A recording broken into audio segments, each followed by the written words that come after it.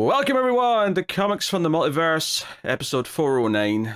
I am Peter, and in a bizarre turn of events, Matt is not here. He's off doing something. Actually, I think he's helping his sister-in-law move. I was going to say he was doing something for Memorial Day weekend, but I think he's actually just moving. Yeah, he's just helping someone move. But he's Connor's here instead. It's Bizarro land. Yeah, it's like a once-a-year occasion. Apparently so. When Matt needs a week off, Connor comes sweeping it. Although usually when this happens, we have to record at some weird-ass time on a weird-ass day to accommodate whatever your schedule is that week. This just happens to be a week that you are free for the Saturday anyway. Yeah. If Matt hadn't been moving, I actually would have been here anyway. So. Yes. No one will believe you because you've ruined your credibility over the last year, but... Hey, I don't get to choose my shifts.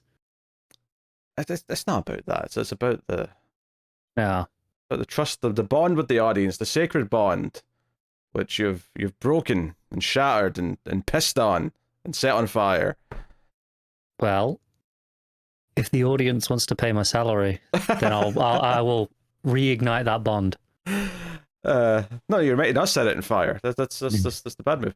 This is a comics podcast. This is a DC Comics podcast. We get together, we talk about the books we read this week. Coming up on this week's show, we have Superman 14, Wonder Woman 9, Nightwing 14, Titans 11, Green Lantern War Journal issue 9. We have Batman Superman World's Finest 27, Justice League versus Godzilla versus Kong issue 7, The Batman First Night issue 3, and Connor, would you believe it, has a Patreon book to catch up on? And that is Noctera, the Nemesis special. So that's what's coming up on the show. So yeah, actually a busy week of books for a change. Every other week right now seems to be quite quiet. But week 3, for whatever reason, week 3 is the one that's got a nice healthy slate. So and I had plenty of books to catch up on. Yes. Connor sent me a message. We're actually starting a little bit later than usual because Connor said, "Oh, I've got 2 issues of First Night to read," and I'm like, "Oh, that's 100 pages. I'm just going to go and put my feet up somewhere." Relax a bit. I got like 3 or 4 issues. At that point I think it was Titans I left till last, and then 2 issues of First Night, and then I had the Patreon book as well. I was like, I sent you that message, and I looked, I was like, oh yeah, 2 of them are these. It's going to be a little while. Yep. But alas, we are here, and we'll get into everything. How was your week, Connor? It was a week. Work was hell. It's been a rough week. There was a new big promotion that people are taking advantage of that is absolutely battering us, and it's been shit. Yeah, but lots of business is good for job security, so but like I get paid the same if I do like 2 orders an hour, if I do 200 orders in an hour, you know. True. Yeah, but if it stays at 2 orders an hour for a long time, eventually. Okay. Sure, that is objectively true, but I was in nowhere near that level of danger anytime soon. That's fine. It's been a weird week weather-wise. Like, it's still been warm, but like it's been kind of wet, and like there was even a threat of a thunderstorm one day. It never actually happened, but there was a threat of a thunderstorm one day. My weather app is claiming I have 100% chance of a thunderstorm tomorrow. We'll see if that's ever actually true, because like a lot of the time it's not. But yeah, it can be a little bit hit and miss. But no, I've got a busy weekend. David has got like a free weekend. Basically, he would have been away for the weekend with his girlfriend, but because this weekend Furiosa's out, he made the choice to not do that, so we could do Furiosa on the Ace. And as a result, he's like, we're using that time wisely. We're going to do all these extra recordings. So I recorded like an extra thing yesterday. I've got an extra thing on Monday to do. So I've got like a long, busy weekend compared to normal. So hectic week. But I do get to see Furiosa tomorrow, so that's the I'm hopefully going to go see it on Thursday, which is my next day off. Very good. Bit of food story, actually, for this week. You know Popeyes is in the UK now, Connor? It doesn't surprise me, but okay. Yeah. Well, I just discovered this week, and there was one close enough to deliver, so I got Popeyes yesterday. Connor's now checking if he's going near him. No. I've got to go a couple of cities over. Yeah. Well, I was like, I should probably give it a try. It's in one of these big American fast food chains that's finally made its way over. But I noticed on the menu they had biscuits and gravy, and I thought, oh, I could try an American biscuit and gravy and see what that's like. So I did. It's fine. It's it's actually shocking how much it looks like a scone. It really genuinely looks like a scone until you bite into it and go, oh no, it's kind of like how a donut and a bagel can look the same, but then you bite into it and it's like, oh, this is a bagel. This is not a scone or not a donut. Well, I should hope it's not a scone. Right? It's kind of like that, and it's also toasted, so it's very dry though, very very dry. That's why you have the gravy. Yeah. Overall, wasn't really for me. Like, I mean, there was plenty of chicken, which was nice, but you know, it was all a bit salty, and like most of their sauces revolve around either mayo or ranch, and ranch is just more mayo with a slightly different twist on it. So, yeah, not my kind of place. I don't think. I was in town. I thought about going to the Wendy's after the discussion from last week. Yeah, I want to try a Wendy's, but there's none near me. So I thought about it, but I just wasn't in the mood for a burger because I'd had enough this week. So I went to Wasabi. You got one of those? Maybe in the city, but none close to me. Yeah, they're like a Itsu or like a Wagamama's, but like a fast foodish kind of equivalent. Like it was solid. And some sweet chili chicken rice and some katsu rice balls. It's been very hit and miss with these chains finally making it across, because I think Taco Bell I would call a unified success. I very much enjoy a Taco Bell. Yes, I think they had it easier because they're owned by the same people as KFC, right? So you'd tend to find them near KFCs. Well, that's true, but I just mean like I like the food enough that I keep going. Whereas Tim Hortons and now Popeyes, tried it once. I've not seen either of those around by me. Yeah, I've tried both of them now, and they're both just kind of like Tim Hortons. I was great, a proper donut shop, and then I tried the donut and went, oh, this is too bready. This is not. Do you not have Krispy Kremes or Dunkin' Donuts? I have never seen a Dunkin' Donuts in Scotland at all. Krispy Kreme, there was some in the city, but there's none like sort of close by. Okay. So no, we I don't know if we have a Dunkin' Donuts anymore, but we definitely did. We had a Baskin Robbins at one point. Oh yeah, that's gone though. There was a Baskin Robbins in the city. I don't know if it's still there, but the guy used to get milkshakes at it all the time. Yeah, that's gone now though. It wasn't. I mean, it was there a few years, but not that long really. Yeah. Well, there used to be Baskin Robbins.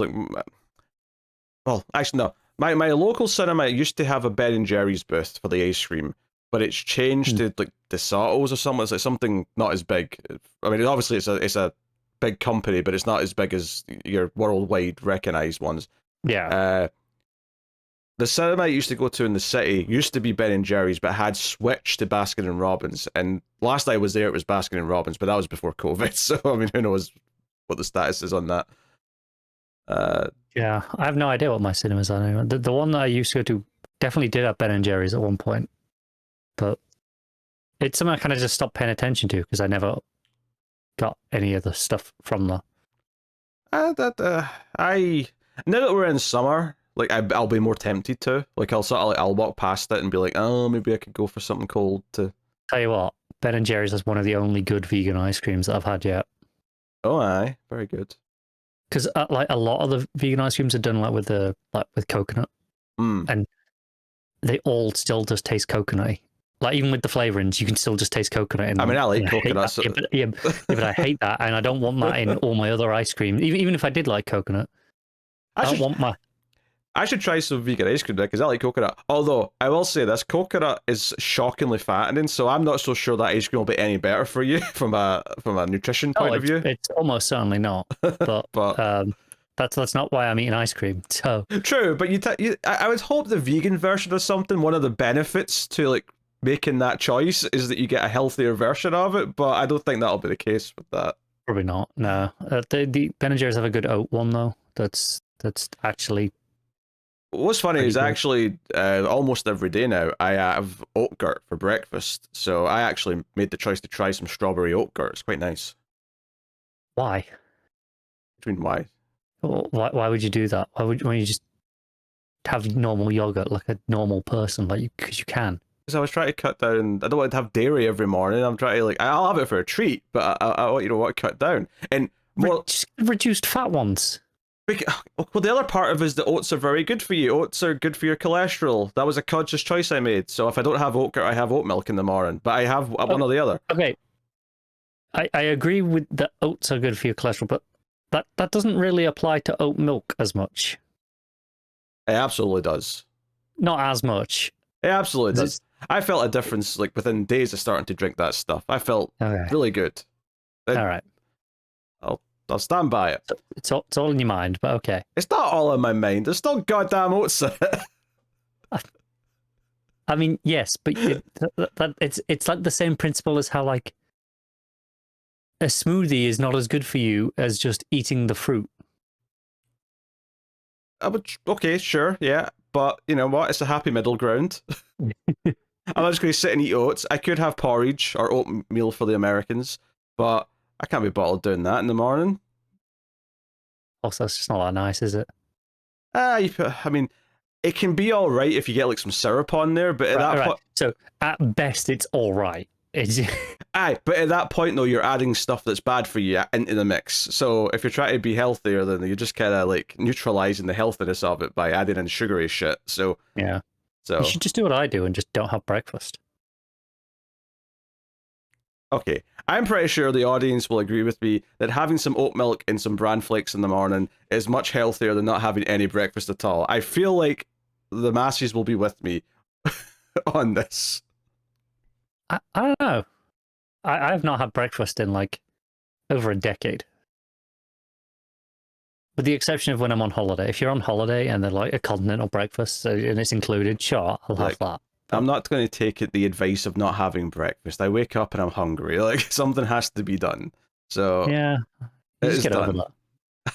Shut up! But no, I'm not taking health advice from you anyway, or Matt for that matter. With these like, I'll fast for 18 hours and then have 5 donuts diet. I'm like, that's... Hey, I've never recommended that.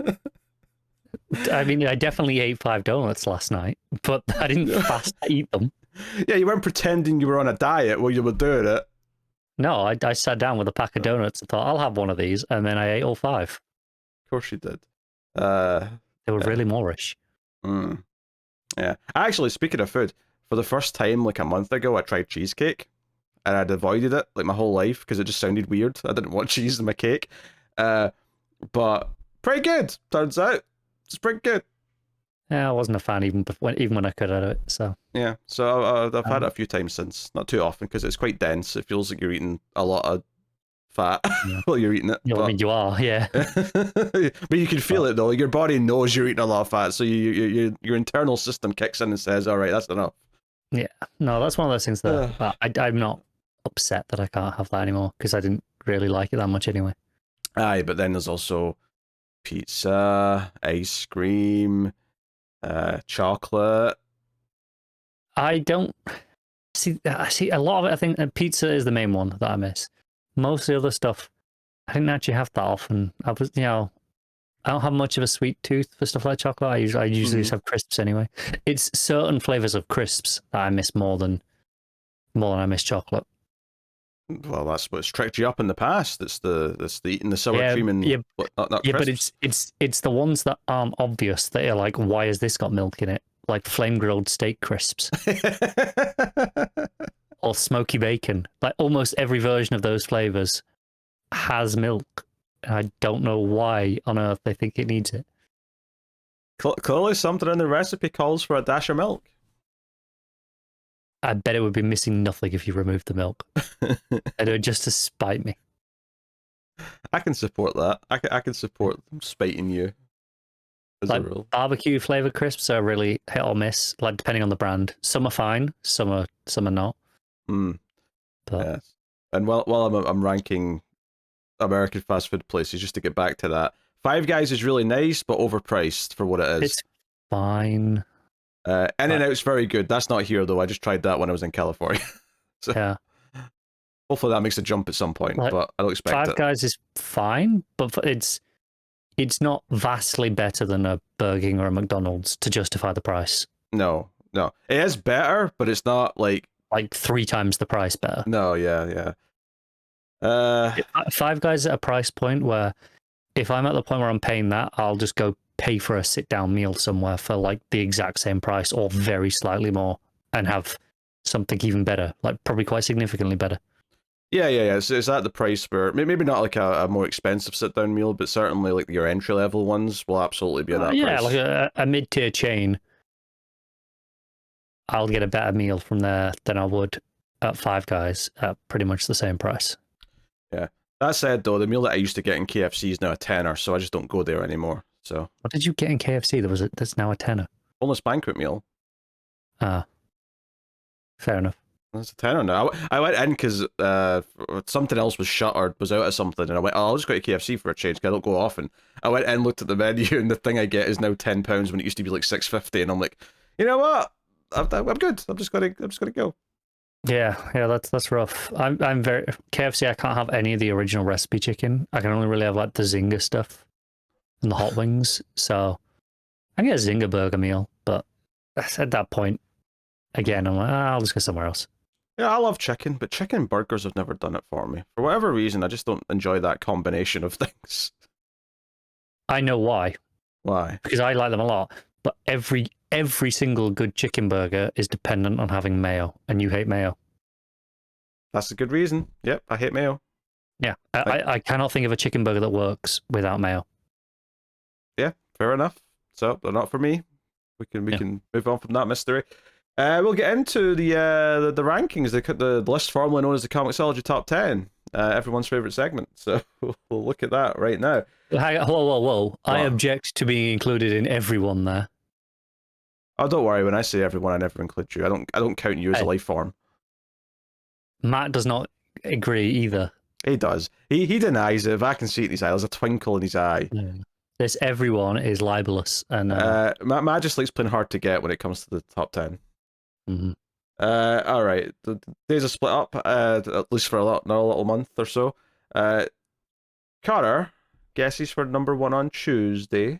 Probably Nightwing. I'm assuming that still sells quite a lot. It does well, but it's not number 1 this week. Oh, don't tell me Wonder Woman. It is Wonder Woman. Wonder Woman issue 9 is number 1. Delightful. Number 2 is Superman. Number 3 is Nightwing. Sorry, what? There's a big crossover going on. What do you want from me? Yeah, but I still think it would outsell, other books that are usually do outsell Superman still, right? Superman's not that hot a seller regularly. I'd have to go back and check. It kind of darts around a bit. Number 3 is Nightwing. Number 4 is Justice League versus Godzilla versus Kong, which has, I remember the last few issues of that surprisingly doing well on its weeks. 5 is World's Finest, which has also typically done well. It's hard to tell because obviously we have no numbers here, but based on what these books do when they're not got such stiff competition, I get the feeling this is a very healthy week of, numbers. Yeah. Number 6 is Titans. Number 7 is The Batman First Night. Number 8 is Alan Scott Green Lantern. Number 9 is Green Lantern War Journal. And number 10 is John Constantine Hellblazer Dead in America. So, there you go. 11 is Catwoman, which I'll mention just because Catwoman never seems to do well anymore. Yeah. Probably because it's shit. I mean, that said, even the Catwoman runs I have liked in the past typically haven't sold amazingly anyway. Honestly, Catwoman, Harley, and Poison Ivy, all, I get the impression that they probably all sell a ton of physical variant covers, but digitally they always seem to be, at the bottom of the list. I can't speak for the other two, but I'm pretty sure Harley still sells really well in, the casual bookstore audience with the trades. Probably, but it's all the pervy variants that I think all the creeps go in and get. No offense to any listeners, but you're definitely creeps if you're buying all those variants. So you're buying all of them, yeah. I mean, if you're buying just one of them, you're pretty fine. I'm just saying, the internet with porn does exist. Just Wednesday, you got a guess for number 1? Let me just remove DC from this list and see what's there. Yeah, Matt's got Matt basically has 2 things he always guesses, and he's annoyingly usually right. So, Well, the usual guesses I would assume are either a Spider-Man or an X-Men. Are those Matt's normal guesses? not really Spider-Man. Honestly, Spider-Man's not topped the charts in a long time, so I don't think Spider-Man's been a guess for a while. Oh, okay. I think it might this time, though, just because it's like a 50. Is that your guess? Yeah, I'll go with Spider-Man. Nope. Oh. Is it an X-Men? It is an X-Men. It's probably Fall of the House of X, then, isn't it? It is Fall of the House of X. Number 2 is Blood Hunt. The hell's Blood Hunt? It's a Marvel book. I didn't answer my question. Vampires, probably. It would be my guess. I don't know. Captain Marvel's yeah, I have on the cover, no I think. idea what that is. Number 3 is Amazing Spider-Man. Number 4 is Ultimate Black Panther. Number 5 is Immortal Thor. Number 6 is Cobra Commander. These G.I. Joe Transformers books have been doing well on the Wednesdays for whatever reason. Yeah, you put Kirkman's name on it, and even like I know he's not writing this one, but it's his kind of universe that he's spearheading. You tell me they're all crossing over with Transformers, then yeah, I think that's how they're selling. Yeah, maybe it's just my own childhood here, but I just can't fathom giving a single shit about anything G.I. Joe related. But I can't either, but I read the Void Rivals, which was the first one that was like the new thing, and then the Transformers book have both been pretty good so far. So okay. Well, speaking of, number 7 is Void Rivals. Oh, there you go. Number 8 is Spectacular Spider-Man. Number 9 is Union Jack the Ripper. What are these books? Some of these books aren't real. Oh, this is another vamp. I think this is tying into Blood Hunt because it's got the same banner and it's got like the guy's holding a stake. Yeah, it says Blood Hunt in the top corner. And then number 10 is Spider-Gwen, the Ghost Spider.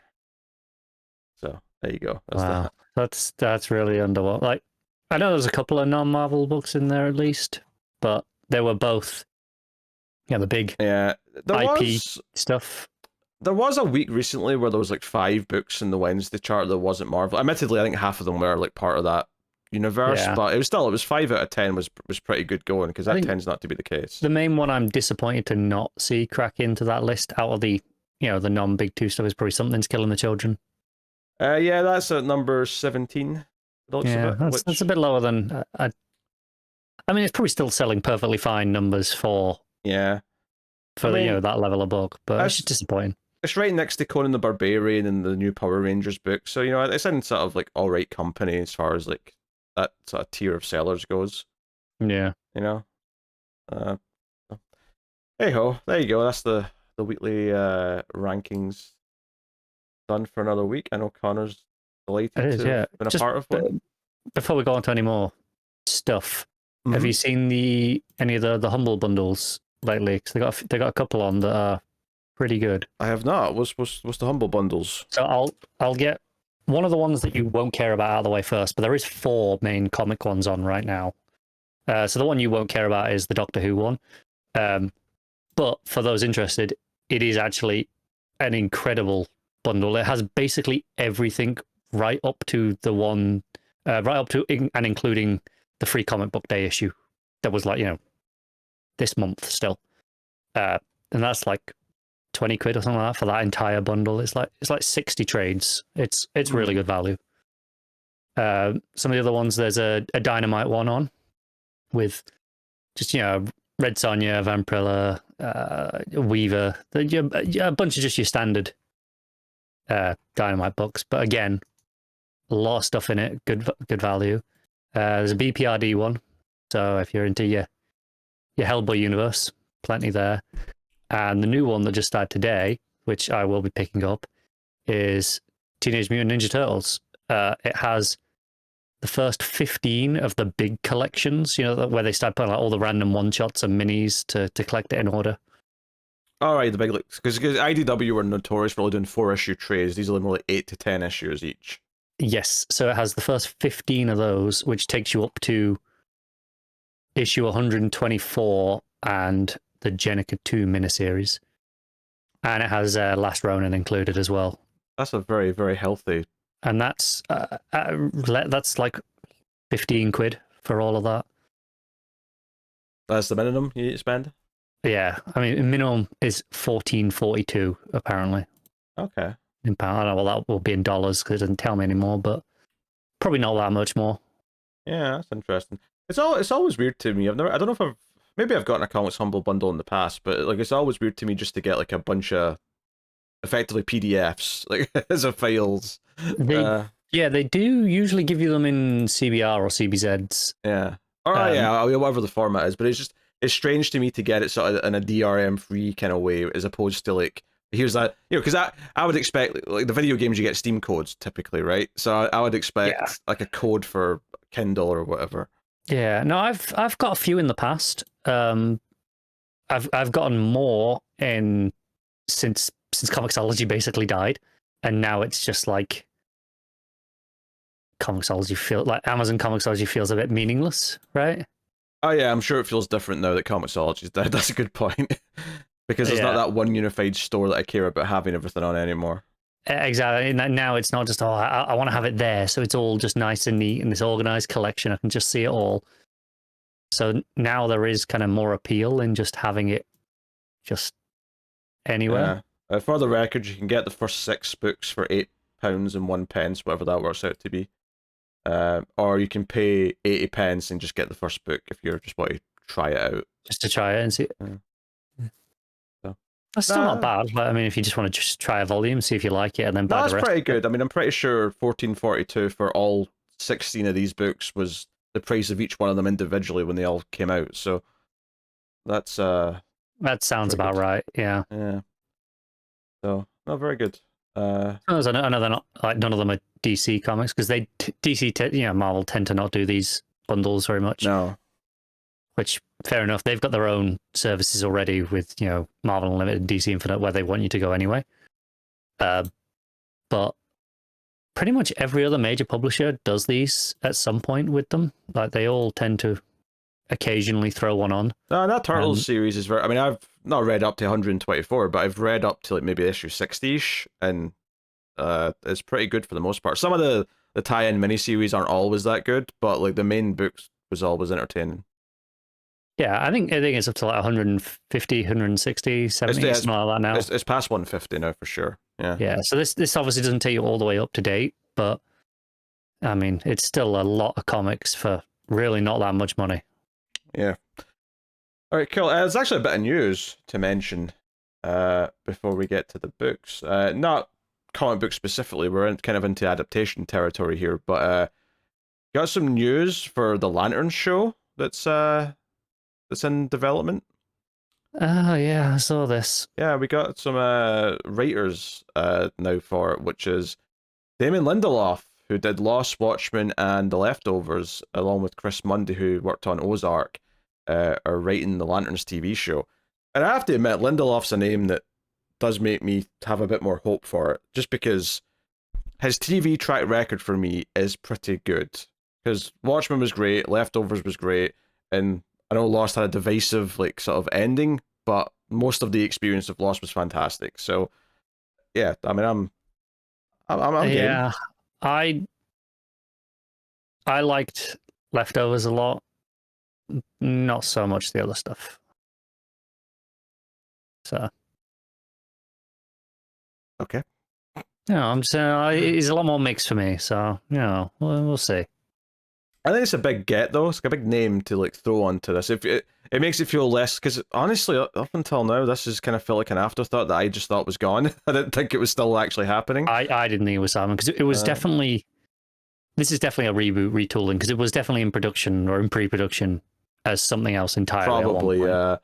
This at least feels like they've put some big names on it. It might actually become something now. Probably under James Gunn's whole banner. I'm sure they did have someone cast as a Green Lantern at one point. That's probably not true anymore. Oh yeah, because didn't they have wasn't it like Alan Scott and Guy Gardner or something? There was like those were the two Lanterns that were announced, whereas now this is probably just a completely new thing. But yeah. Well, maybe no. I've just seen I literally just searched Green Lantern TV actor on Twitter just to see what came up. April 30th, 2021, Finn Wittrock has been cast as Guy Gardner. Yeah, that's probably gone. That's probably not a thing anymore. Which it's fine. This might be for the better in the long run. We're at an interesting point now because now some of these projects are starting to feel a little bit real because there's actually a Superman movie being shot. There's set photos. There's a costume. There's actual hard evidence. It might be real. It might be real. It might not be just a money laundering scam. And the Supergirl movie is, they've cast, they've got a director. It's dated for a year after the Superman movie, so that feels like that's also kind of getting ready to gear into like proper production. We'll see where the rest of these things go, but yeah. But I mean, I think a TV show is probably right for Green Lantern, especially now. I think like a decade or so ago, I'd have said, "Oh, it'd be it's a tough sell because of like if you're doing a lot of space stuff." But I feel like in the last 10 years, like the amount of like quality effects and space stuff we've seen in TV, even just at the level of something like The Expanse, which is just like, oh yeah, we can have a Green Lantern show. There's nothing wrong with this now. It's not cheap, but I think if they're willing to put a little bit of money into it, we've seen Expanse or even Star Trek Discovery. I think, as if for all its writing faults, tends to look pretty good. Oh yes, there's writing faults. Yeah. I'm aware. I'm in the throes of trying to catch up on the last season right now, and I'm not. Well, that's what you get for missing episodes. Well, I had Fallout to watch, and I kept saying I'll watch that instead because when I had a better option, it was easy to just ignore Star Trek Discovery. It's not been good. It's not been I wouldn't say it's been as bad as Picard season 2. That is the worst season of Star Trek I've ever seen. But yeah, not been good. So yeah. I don't know if I'm ever going to catch back up at this point. I don't think you need to. Yeah, I'm not missing much. I think you're probably fine not bothering.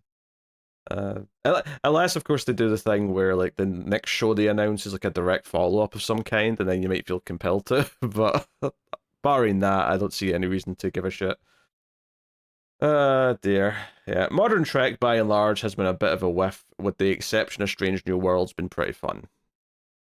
So, barring the musical episode, which was just a waste of time.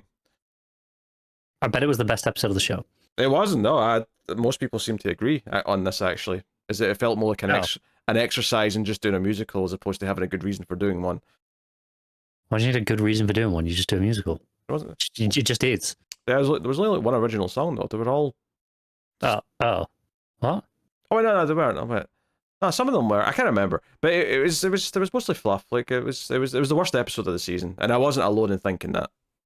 This wasn't just me being... Yeah, we sure. Look, they made a reference to the Buffy musical in that episode, right? They did everything they could to get me on board. And it didn't work. All right. At one point, they queried if bunnies were behind things. That was a direct reference. You know it. Yes, it is a direct reference. I will grant you that. Yes. Bunnies, it must be bunnies. Yeah. All right. We'll get to the books. Superman, issue 14, legacy number 857. Joshua Williamson writing with Rafa Sandoval and Miguel Medonca on the art. So, yeah, part 4, House of Brainiac. Just before we talk about the issue, just real quick, because you mentioned legacy number there. I thought DC started putting the legacy numbers on the front of the comics as well. They did for like 3 or 4 months, and then it went away. Yeah, because I didn't notice it went away until I just looked at the front cover now, as you said that, and I was like, hang on a second. Yeah, it went away pretty quickly. They did put it on Nightwing 300, I think, because it was a special number, and then it just went away again. That tells me that either one of two things: either people don't care about it by and large, or worse, it actively puts some people off because they see that high number, and even though there's the lower number there as well, for some reason that puts them off more. I think Marvel are still doing it, aren't they? Yeah, I can tell you what Marvel are doing. I don't know. But yeah, it is annoying. That said, though, I was glad when Nightwing slapped that 300 on there because it confirmed confirm you where you were. It confirmed my numbering was correct. Yeah. So we're good. Yeah. Anyway, so Superman 14. Yeah, we were a bit more down the last issue. It felt like it introduced some concepts and then just pissed them away, which is kind of typical for Williamson and halfway through his stories at this point, sadly. This issue continues this whole Lobo's now trying to take Superman in with Kratos and his buddies, and they basically succeed. I don't really have much to say about this fight scene. Obviously, the art's solid enough. Yeah, to extend that, I feel like I don't have much to say about this issue because this issue has not much to say. I mean, that's somewhat fair. There's like a scene with Brainiac and Lena talking, and Brainiac's just kind of going on about his master plan. Supergirl's with Lex. She has kind of like a... They have about 3 pages together in the entire issue, and that's it. That's it. Yeah. Again, it felt like, oh, we're setting up an interesting dynamic with these two, but instead, we're barely... Now, there could be more next issue, of course. That's possible, but given Williamson's pacing and the way that he just kind of rushes through ideas the way he does, I just don't expect that to be the case.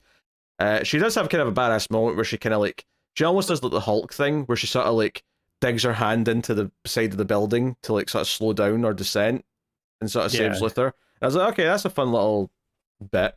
But I mean, ultimately, there's not much more to it than that. And Brainiac's son shows up, right? That's who this is? I'm remembering correctly? Yes. Yes.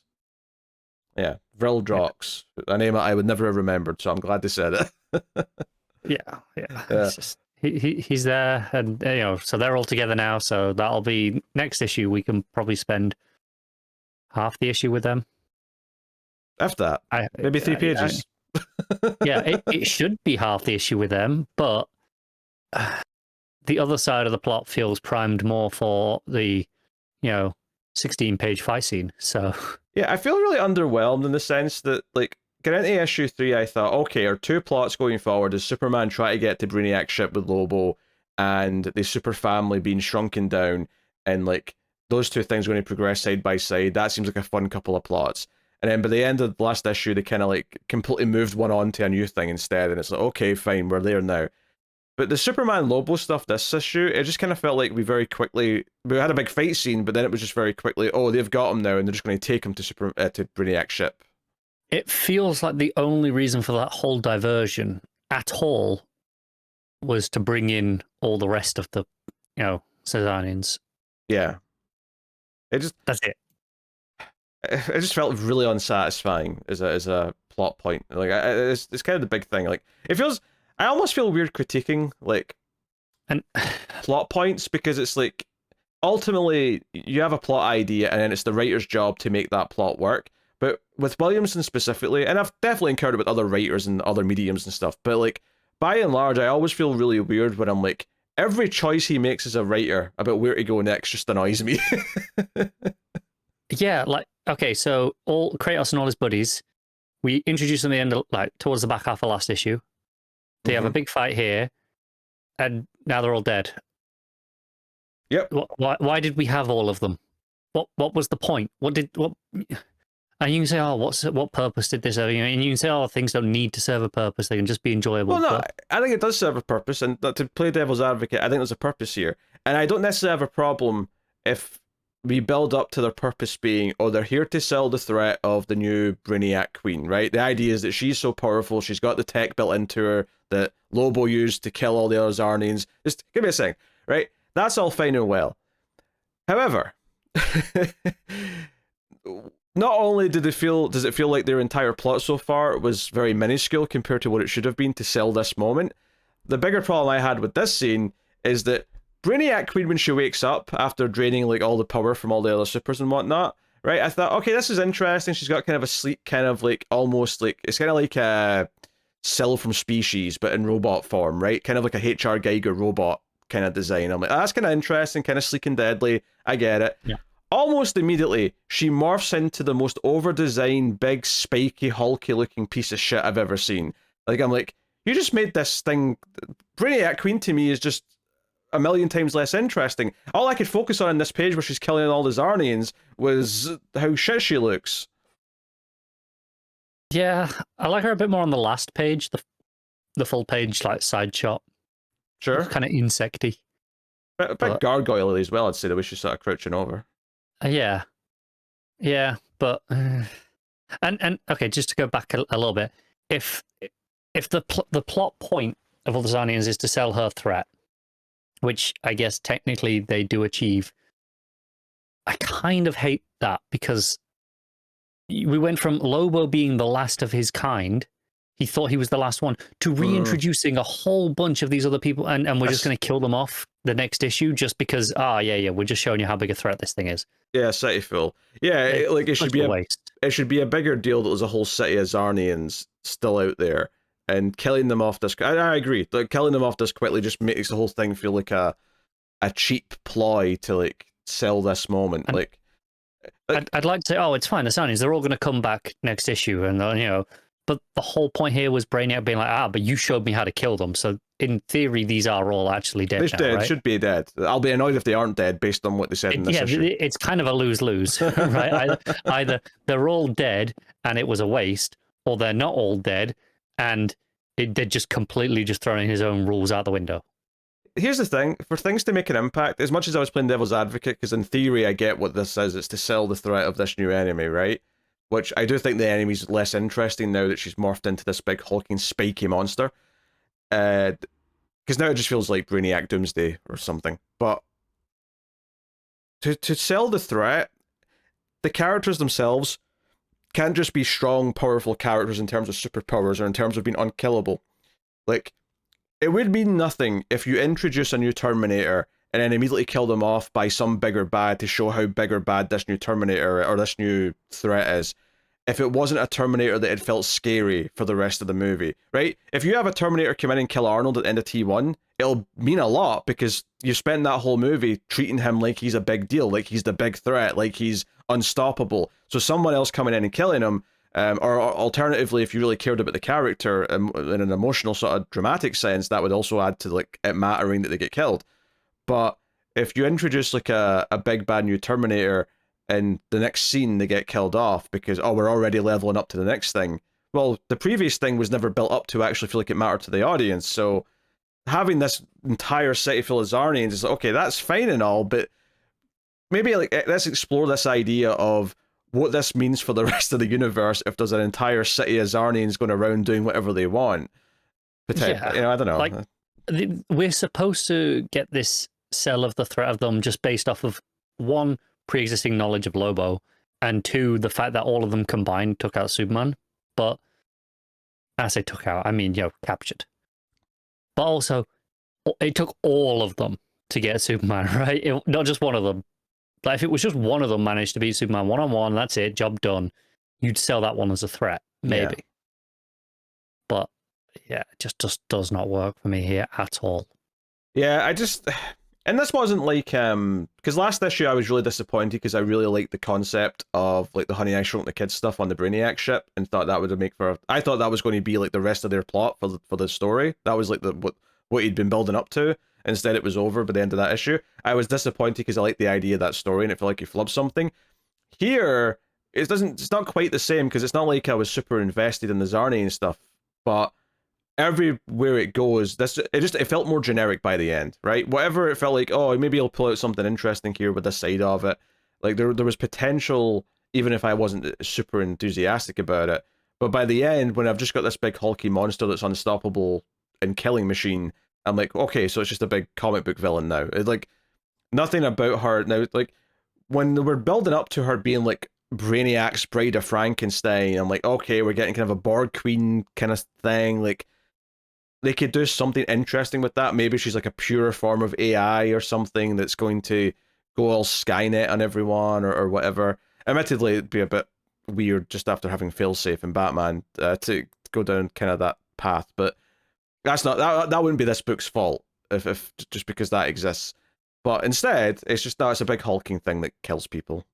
That's all it is. More power. Yeah, it's the power creep. It's just that we just keep making things more powerful rather than making them more nuanced or more interesting or giving them more intriguing motivations or whatever. It's just no, it's bigger and it's stronger and it's somehow making Brainiac less interesting as well by default. Yes, he's excited about his new bride, but it's like, Brainiac was more interesting without her. Yeah. I mean, maybe they'll do something interesting with the Queen next issue. Do you have any faith in Williamson to actually do that at this point?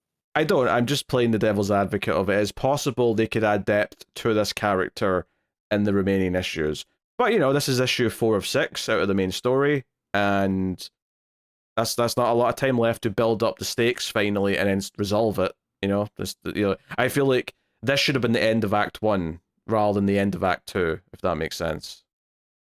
Yeah. Because it feels like next issue, a large part of it's just going to be Brainiac Queen fighting Superman, maybe, if he gets, like he'll get free, presumably. Presumably, I don't know. Yeah. I mean, it's so sad because I actually quite liked the first 2 issues of this story, but I knew that Williamson was probably going to like underwhelm me the more it went on. He was going to Williamson it. Yeah, and sure enough, that's exactly what happened. And here we are. The art is typically pretty good though. Obviously, we got the 2 artists here, which I don't think is too bad in this issue as far as switching goes. No, they're both fine. Yeah. I think the best stuff in the art was like the first couple of pages, the big 2-page splashes with the Lobo versus Superman. I think is where the art looked best. I don't think anything else in the issue matched up to that, which is a bit unfortunate. I like the moodiness of a couple of moments later on, where it feels a little bit darker. I should point out, none of the rest of it looks bad. Like at no point does this book look bad. But it's one of those things where it's always a shame where the high point of your art is right at the start. It feels like, the rest of the issues are a little bit all downhill, even when it's still a pretty good standard. Yeah.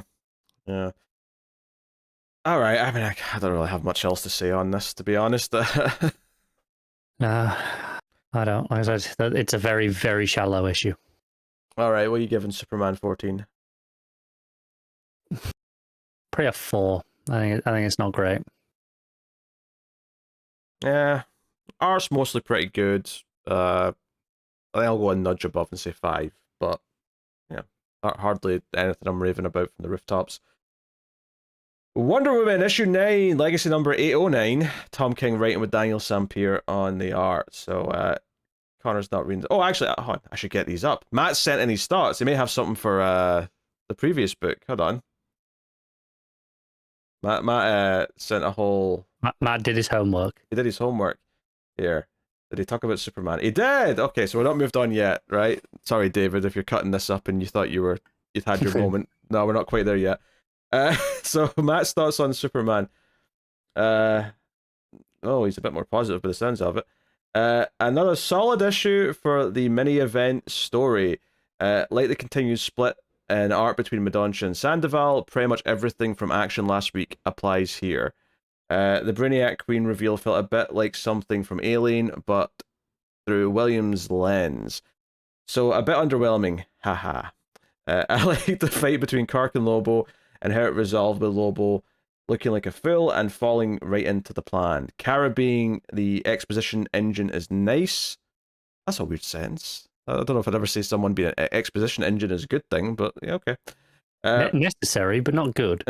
With how she's recognizing that Brainiac plot as it's happening, stuff like the pointing of no justice and who Avril is. The major drawback that I'm not clear on how the Alien Queen is going to help Brainiac from dying, or how exactly the Kryptonians are powering everything. But hey, it's almost over. There's a positive spin, if I ever heard it. He gave it an 8 out of 10. Of course he did. Yeah, okay. Well, Matt's more positive. If you want positive thoughts on it, there was Matt for you. Hey, if you want positive thoughts on anything, ask Matt. Yeah, I don't think he read everything he would have read for this week, but I think he's done like 5 of the books. So, but we'll check in with Matt's thoughts for a few of the other ones. I bet he has thoughts on King Kong later. Do you know? I don't think he does. I don't think that's one of the ones that he read. Wow, I assume that would have been like first priority for him. No, he did not do that one. Yep. All right. So now, Wonder Woman issue 9, legacy number 809. Tom King writing with Daniel Sampere on the art. So this actually was probably one of the weaker issues of the run thus far for me. Last issue was really good, and it was almost like a much better example of what this issue kind of is. Last issue was like all in Wonder Woman's head as the Sovereign is trying to warp her mind using the lasso of lies, and it was a really cool kind of thing where she was like in these situations as a sort of subservient woman that she would never be in, and it's about her fighting out of that reality, and it was all really good stuff. This issue is still in her head for the most part, all basically but the last page, and it's the idea that she's basically been left in a cell on her own for weeks, possibly months, to try and break her, because she's a social person, as it were. She's someone who empathizes with people, and being truly alone is going to like break her down. And that leads to basically a lot of different scenes with her inside her head talking to Steve in different situations. And she's always aware that she's inside her head, and Steve's kind of aware that they're inside her head, and he's also aware that he's not really Steve, he's just kind of a part of her. And that kind of feels a little bit repetitive at a certain point. It felt a little bit one note as an issue, versus I think most of the issues of this book that I've really liked how much they've had really good solid points to make per issue by the end. I think this one, I get the vibe of it overall. I get this idea that by the end she's like, oh, I'm, you know, I'll get through this. The Sovereign's pissed off at the end as he's telling his story to her daughter that, you know, I thought I'd broken her. I thought this method was going to work, but I was disappointed. It gets at its darkest when she's like telling Steve at one point. This idea that there's time passing between each of the sort of like fantasy sequences of her thinking about stuff to try and like escape the prison she's in. And at one point she tells this horrible story about how they stopped giving her food and she eventually ate a rat in the cell. And it's pretty dark sounding. She feels really guilty about it, but like it sort of came over her. But then later a second rat shows up and she talks about talking to the rat. Now, obviously, this isn't literally happening necessarily, but this idea that she thinks this rat was the mate of the other rat and she feels bad. It's the art's gorgeous throughout. The art is stunning as Sampere's art has been, and it definitely gives it a variety of different situations and like scenarios to put her in. You know, like page one, Steve and Diana are at dinner at a fancy restaurant and everything's really nice. The second page, they're in like a field of flowers, and it's all the coloring is went much more. It's not. I wouldn't say it's quite watercolor, but it's definitely more muted than the previous page or anything after it. You know, there's a bit of jump at one point. There's a bit where they're in a different city, and a lot of the dialogue is ultimately kind of about how Steve is this distraction for her, and that's kind of what she needs right now is a distraction. And she talks about how when you love someone, you give them something of you and they give you something of them, and it's an exchange. And that in some way, even though Steve keeps saying that he's not really Steve, he's just part of her, she's like, no, you are still Steve because you're the part of Steve that he gave me that is keeping me going right now. So there is some nice sentiments in there. They do kind of like play back the famous neck snap from Wonder Woman, but she's snapping the Sovereign's neck in her head, and it's sort of showing that her mind's going to darker places. But you know, it's all like, I think there's a lot of solid moments in here, but as a complete issue, I don't like it as much as a lot of the other ones that we've had. And I think especially last issue is such a good comparison point because it was also mostly in her head, but last issue it felt like it had so much to say and so much like to get through in terms of like telling a compelling story. Here it kind of felt like it was making kind of one point a little bit repeatedly. So it's still solid. It was still a nice read, but I didn't come away from this as like super pumped up by it that and the way that I have been with most of these issues. But you know, it gives if nothing else, Sampere a chance to flex his muscles in a lot of different scenarios.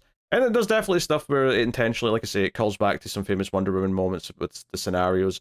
It even calls back to the start of this arc at one point because she's playing pool with Steve in a bar, which makes you think of how this arc all started, or this run whole started with the murder in the pool hall. So, and she even sort of compares all of this fantasizing to when she was a kid, and she would think about man's world as a sort of an escape from like where she was in Themyscira. Not that she needed it in the same ways in an extreme sense, but that all that fantasizing of like being somewhere else and being in westerns is actually kind of is where her mind's gone back to now to try and survive this. So she has kind of a badass moment at the end when the Sovereign opens the door and she's like, "What's next?" like is that all you've got? I'll endure much more than this. So yeah. So that said, though, I do think it is not a patch on last month's issue, which tackled a very similar idea in a much stronger and more compelling way. And it also had the benefit of cutting away to the Wonder Girls at one point for just a little snippet of a subplot, just to sort of tease like how they're going to like come into the rest of the story afterwards. This was missing that as well. So it does kind of fall victim a little bit into like when Tom King does like just an issue of like dream sequence stuff. This was a bit more like focused in the sense that you could kind of like get the idea of what it was saying the entire time. It didn't feel like it was being too artsy for its own good, but it didn't quite have the direction that last month's issue did. So yeah, like I say, the art is gorgeous throughout though.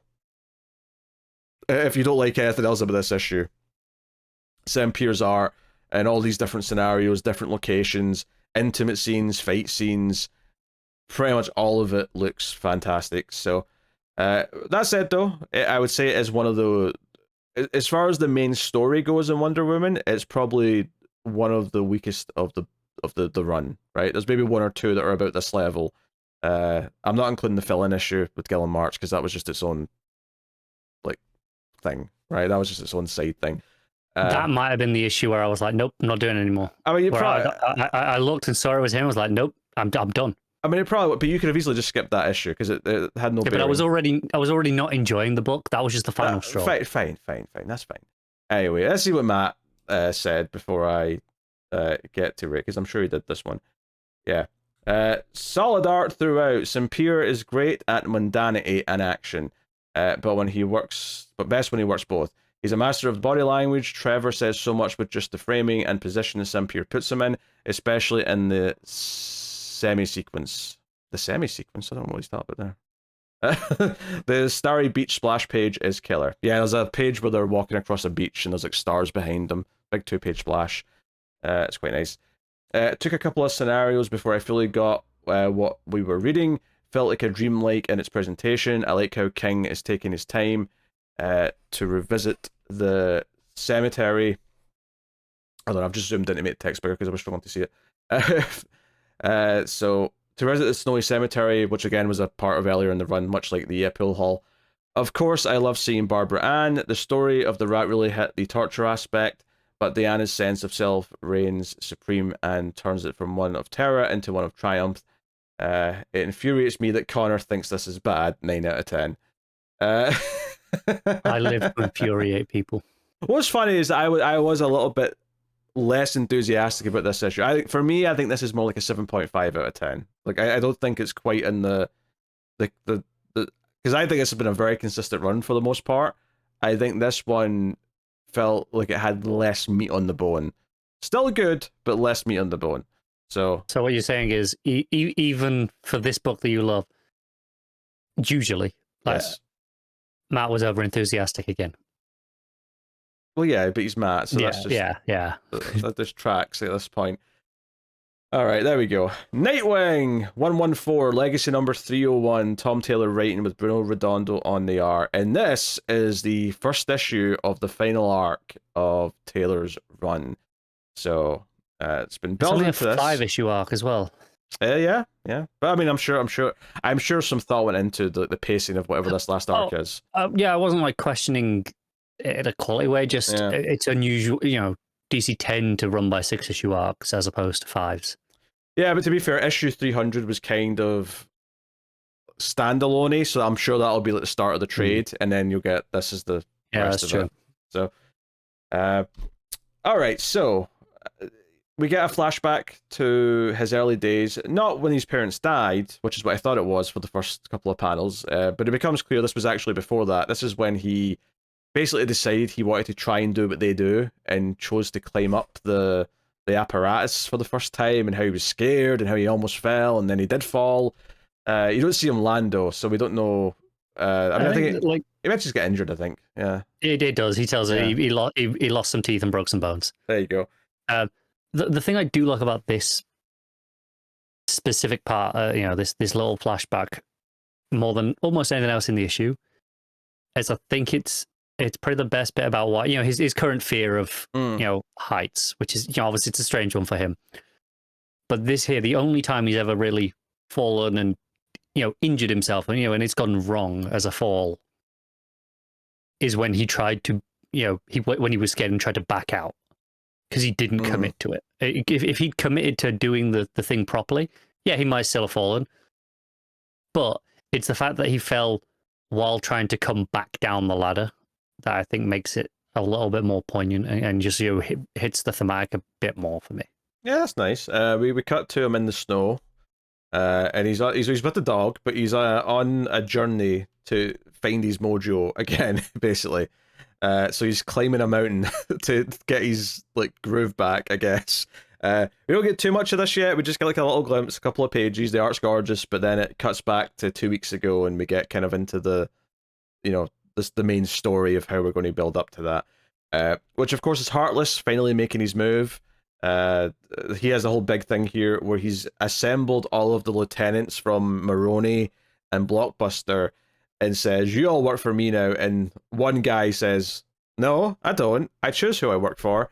And then it turns out he's kidnapped all of their children, and basically he won't kill the guys that he wants to work for him if they refuse. He'll take out their hearts and kill them in front of their children and make them watch. So we actually get this pretty grim scene of this little girl behind the glass yelling "Dad" as his heart is ripped from his chest. Really good. Obviously you can tell there's a lot of thought went into this. How do we do this but not get an M rating or whatever the teen rating, whatever the comic book rating is. T plus is what it is at the minute. Is it? Okay. I always forget. Because you've got the extracting device. You can kind of see the heart in the little container on the gun, after the guy's lying there dead. So I can just imagine there was a lot of fine tuning of okay, how dark can we make this before they're going to slap us with the high rating on it. So fairly, as long as I think it's the fact that there's not much blood shown and no actual gore is what keeps it in teen. Yeah, probably.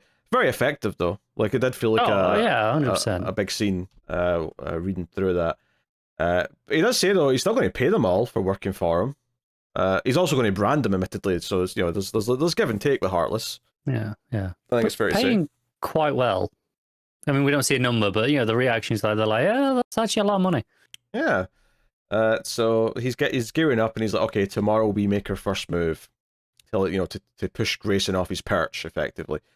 And I think he talks on about one point about he's he's excited about taking Grayson down because he was because obviously the fall of his parents is what kind of awoken this side of him in the first place. So he's almost perverted in the way he's talking about watching Grayson fall from his heights.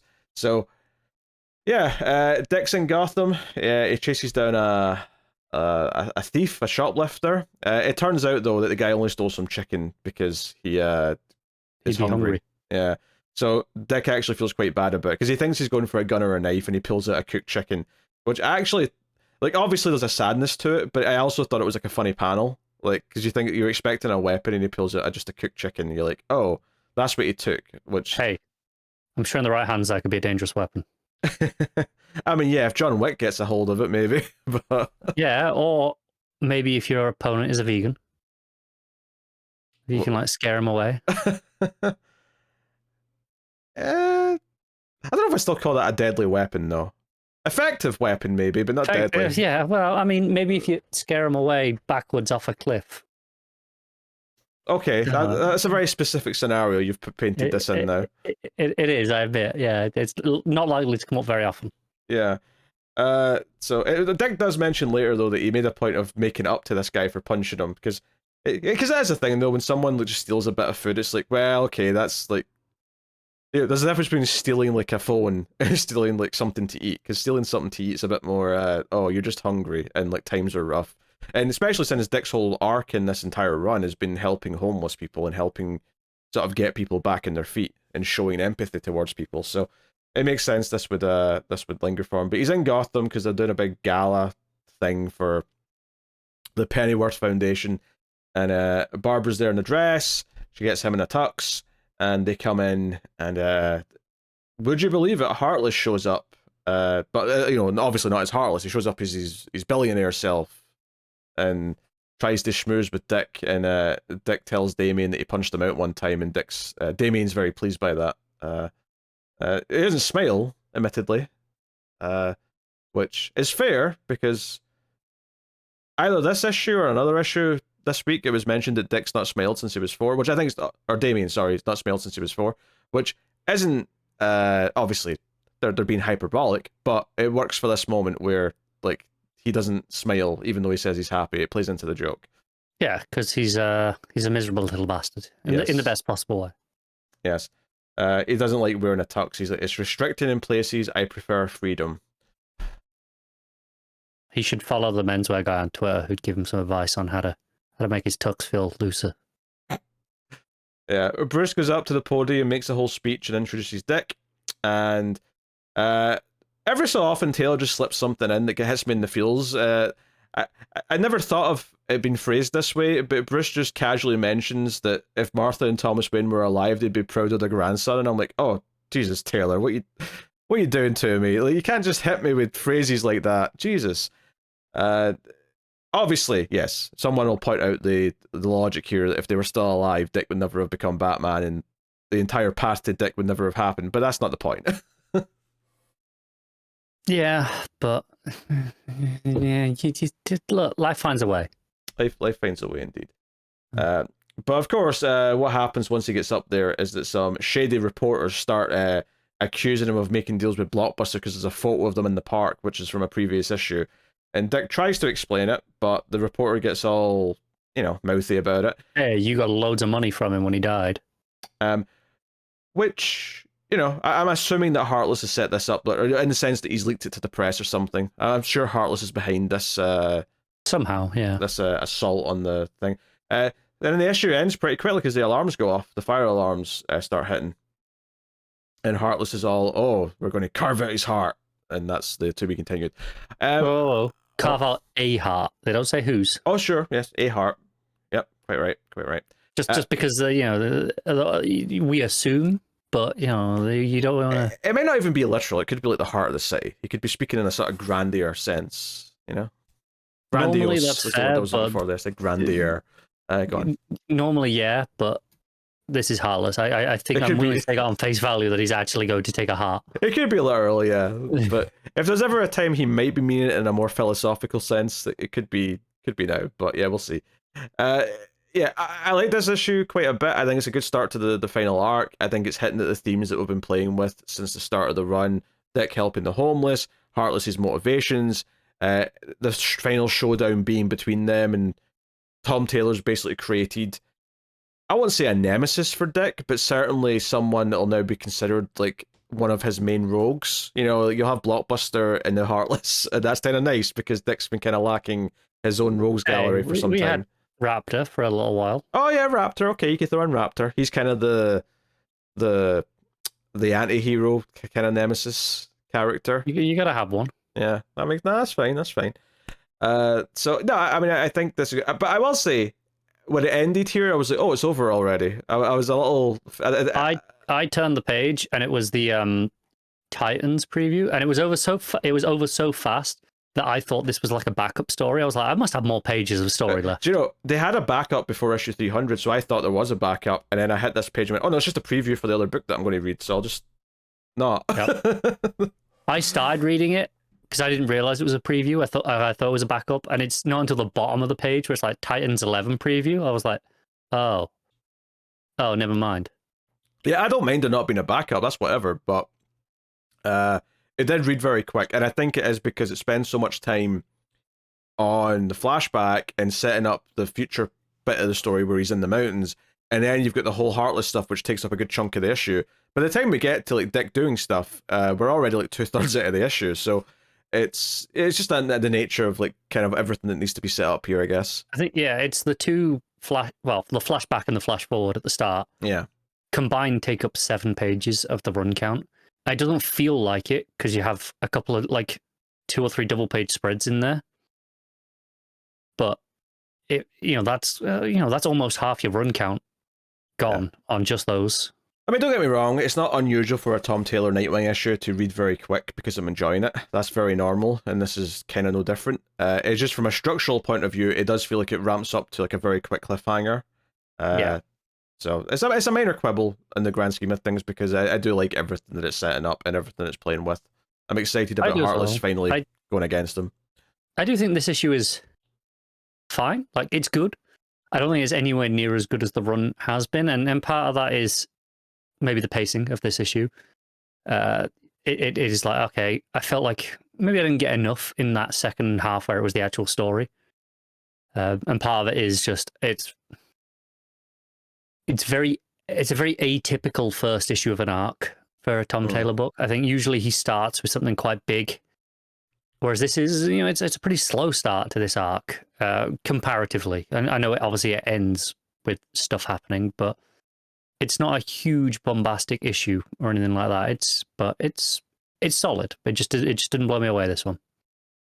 I suspect that the more the run goes into the arc and you see more issues, I don't think it's going to be much of an issue. But I think it'll be one of those where, as part of the trade, as part of the overall story, that you wouldn't even think twice about this. But just as a single issue on its own, it didn't really grab me to the extent that most of his other issues have.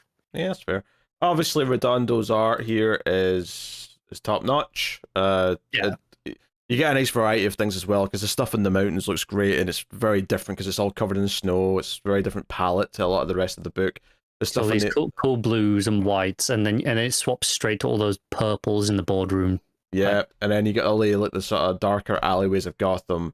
Not that they're that dark from a coloring perspective, but just compared to like the other stuff. And then the Gala is obviously a very different color scheme as well. Yeah.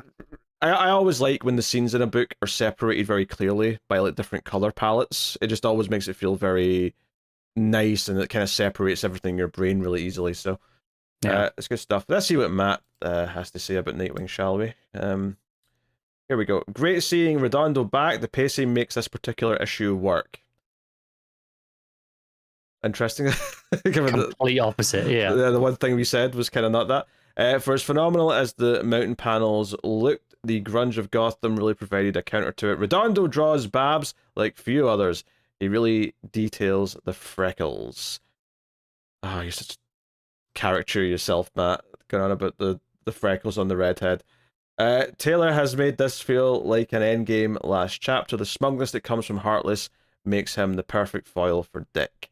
I still don't understand the feat of leaping, and I hope it gets resolved. Seeing the flying Graysons has the opposite effect as the Wayne in Crime Alley. It almost makes me wistful. Of course, Taylor leaves it on a cliffhanger. Yeah. Well, as we pointed out, though, I do think there's a difference here, because it's not the death of the flying Graysons we're seeing. It's in that, part of his childhood, but it's not that night. So I don't think it's the same, and it's not the same thing as seeing the Waynes being murdered again, because it's not the murder. I think seeing the flying Graysons die again would feel a bit like that. That would start to get up there, yeah. So, fair enough. So he gave it an 8.5. What are you hitting with? Well, I'm just gonna give it a 7. Like it's good, but not my favorite from the run. Yeah, I mean, I feel a bit more. I think I'm going to go with an 8, which again for Nightwing, an 8 is on the lower end of the scale because the run has been so good. I like everything it's doing, but it is definitely kind of a weird pacing for this first issue, because it feels like you don't get that much of the main story. But everything that's in those other parts is all good, though, and it's all like adding to what's going on. So, very cool. All right. Titans, issue 11, Tom Taylor writing and Lucas Meyer on the art. So, you've not been on too much recently, so I've not really heard what you've been thinking of Titans all that much in a while. I have been of the opinion that this arc has been pretty great, and I feel like ever since Beast World, it's felt like it's clicking in a way. Like, I enjoyed the first arc, but I feel like it's got more of a direction now these last several months. Yeah, I think I agree with that. I think I'm not to spoil. This issue maybe doesn't reflect my full thoughts on everything, but I think post Beast World, as the book has been kind of at its best. Beast World itself was solid. I like Beast World too. Oh yeah, it was fun. I think it might have gone on a little bit too long overall, but that's a different thing. But yeah, I think post Beast World, I think the book is actually allowed to be its own thing now and kind of crack on with telling its own story instead of kind of being part of the machine that it felt a little bit before. It wasn't even that bad before, but now it can kind of actually tell its own stories. Yeah, I felt like you had to build up to Beast World, and I do like some of the things it did there. And I think Beast World was one of the better like events, if we want to call it that they've had in some time. I think Taylor's really good at doing those big kind of like moments. Yeah. Here, this issue spends a good bit of time introducing this character. We've seen some glimpses of this character up till now. This woman, what was her name? Vanadia. So we get this backstory for her, who she is someone who wanted to be a Titan. She looked up at the Titans when she was a kid and really wanted to be one. And she started training, getting physically in shape, doing like mixed martial arts, weightlifting, all that stuff. And she really wanted to be this. And she ended up signing up for a Star Labs experiment to get enhanced in some way. And it worked. She became faster and stronger. And she's like, oh, I'm going to be a Titan. So we get this extended backstory of building up this character. And I think what I liked about this is that I wasn't really sure who... I mean, I was enjoying the backstory, but I was enjoying it without really knowing who it was. Because obviously she looks very different once she's like been changed at the very end. Because obviously she basically flatlines, like whatever they've done to her, like isn't like permanent, and it messes her up. And she like Dr. Morrow comes in and is like, okay, we're going to save the brain, and they build her this like Amazo Metal Man style red tornado body. Yeah, he says it's like Red Tornado. So yeah. I would say she looks... Have they used like parts of Tamaranian? Because she's got that kind of tone to her. Yeah, she is very orange. Orangey. Yes, is what I'm saying. She looks orange. Yeah, I don't think they have though, because they don't mention it. It's a fully robotic body, right? I think it might be. Honestly, I doubted that just because it does look like there's like metal parts on her face, which kind of makes it imply that some of the other parts are not. Yeah, that's what I mean. It looks like, okay, it's supposed to be cyborgy, but then I'm looking like down her arms where it's orangey. So you've got like the pink at both ends of the outfit, so to speak. But there are still like electrical symbols, like circuitry. Yeah. On the orange on the arms. So maybe the orange is supposed to be robotic as well. I'm a bit unclear. Yeah, just a different type of metal. Yeah, I mean, I don't think it's a big deal either way, because like whether it's a full robotic thing or it's more of like a sort of Frankenstein cyborg, either way, the idea that he's taken the brain kind of RoboCop style and built this like version of her out of it. I think that's what implies to me it's more of a full robot body. Is it's save the brain? Not okay. It's not like a cyborg situation like Vic, where it's still mostly his. Well, it's his body with parts grafted on. This is no, just keep the brain. That's all we really need. Yeah. So yeah, I don't know. Yeah, I don't think it's actually that important though. John, I'm looking at it now. The ears are very much Amazo ears, right? They're the pointed tech. The Vulcan looking, yeah. Yeah, so it's going to be like Amazo, which is like just a robot. Okay. Full robot body is what I'm going with. So basically, Morrow explains that they've programmed her to like trick her into thinking the Titans are actually imposters who are monsters, and that she's going to destroy the Titans for Amanda Waller, which I actually really like this because it kind of plays into what's going on with the Titans anyway, where like one of them is an imposter effectively, and she's trying to trick all them into doing different stuff. So I like the idea that this kind of Nemesis, who I suspect by the end of the story might not be a Nemesis anymore, she might end up being an ally once she knows what's going on. Maybe gets to be a Titan like she always wanted. Or has a tragic death, with but like does something good on her way out or something. I mean, honorary Titan. Honorary Titan, sure. But regardless, like I think thematically it plays into things of this idea of tricking her into thinking of the Titans a certain way. I think that makes a lot of sense with the themes that are going on with the rest of the story. So that's pretty neat. The next part of the issue is that Nightwing wakes up right? And he doesn't even realize he set an alarm, and he goes down to like the computer room or whatever, and we get the phrase Circa R, and it took me a second to realize what that was a play on. I was like, I saw that and I was like, oh, you bastard. I mean, here's the thing. Is, go on.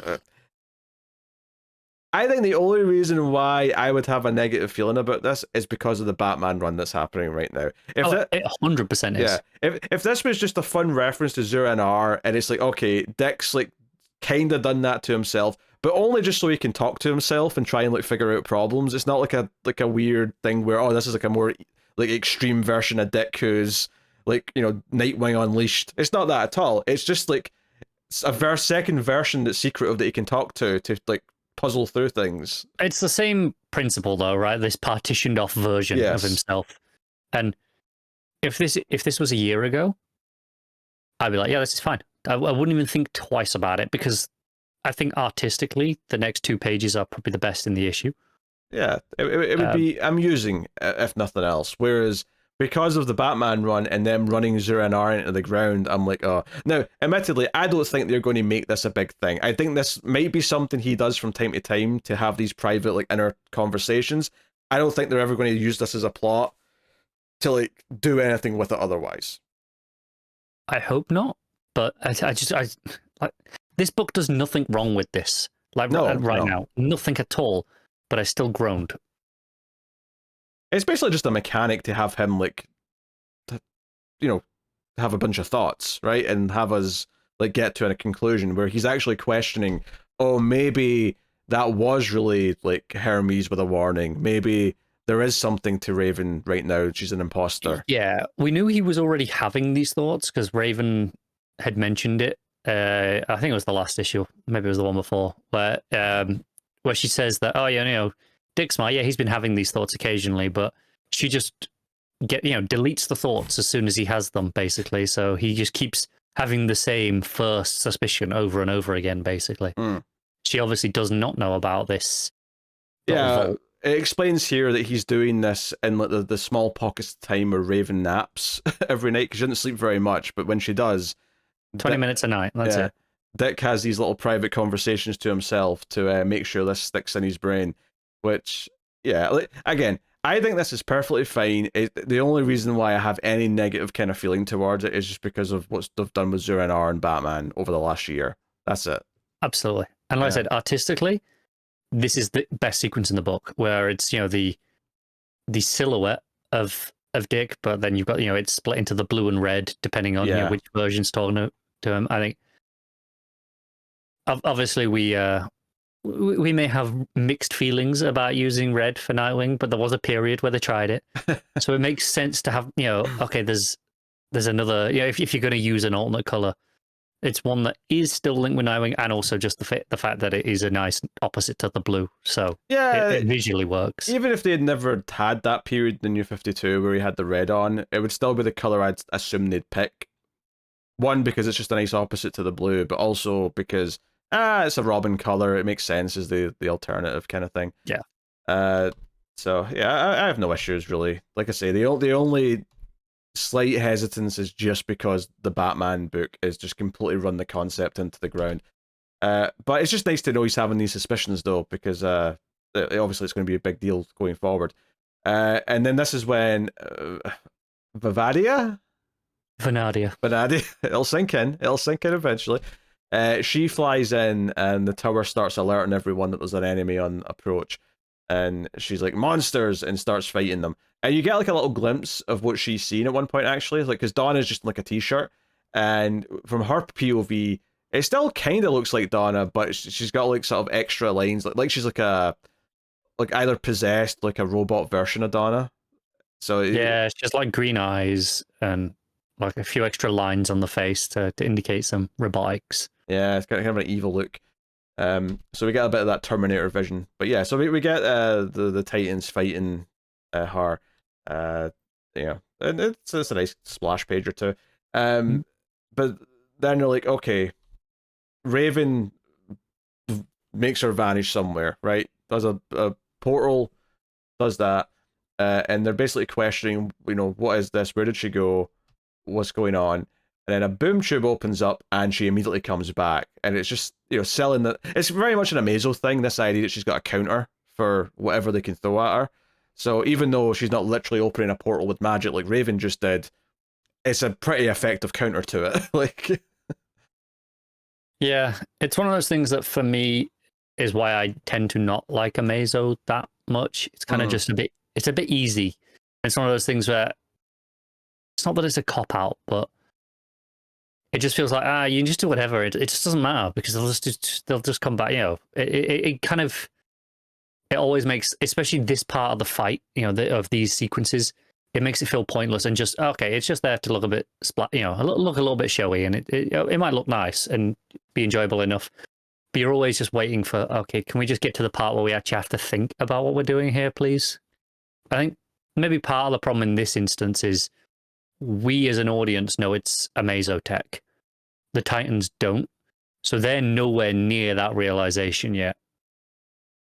Yeah, I mean, I get what you're saying. I think they'll probably get to that quite quickly, I would assume. Just because, well, for one, when she comes back through the boom tube, she's got like fiery hair that kind of mimics Starfire's hair, for example. Like there's kind of hints that she's copying certain things, although she's copying them in different ways, where it's not just literally the exact same thing. I think where the intrigue comes from here, because if you don't have like the Titans been aware of what she is or why she's there, I think the intrigue for me is her shouting out for the Titans as she's fighting them, which should be like a very confusing thing to hear for their perspective. What the hell's going on? Yeah, like she's fighting as like she's fighting for us, but she's determined to kill us. Like, what's going on?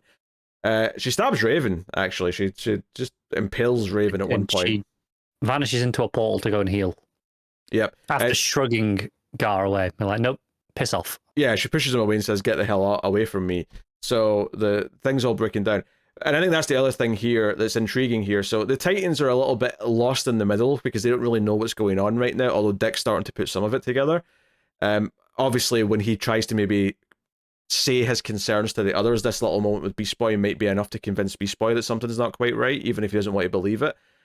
But I would say the more intriguing thing here for me is the idea that Raven's reaction to this is she's basically pissed. And I say Raven, obviously I'm talking about the Dark Princess or whatever she's going by. Dark Wind Queen. The Dark Wind Queen, that's the one.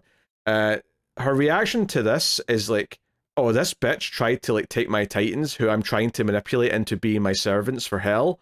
I'm not having that.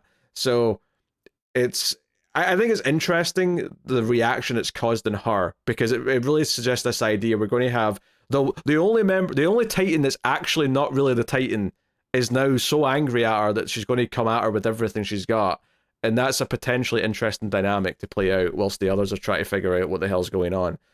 So yeah, this is not a bad issue, but it's very, very, very much a middle issue of an arc, right?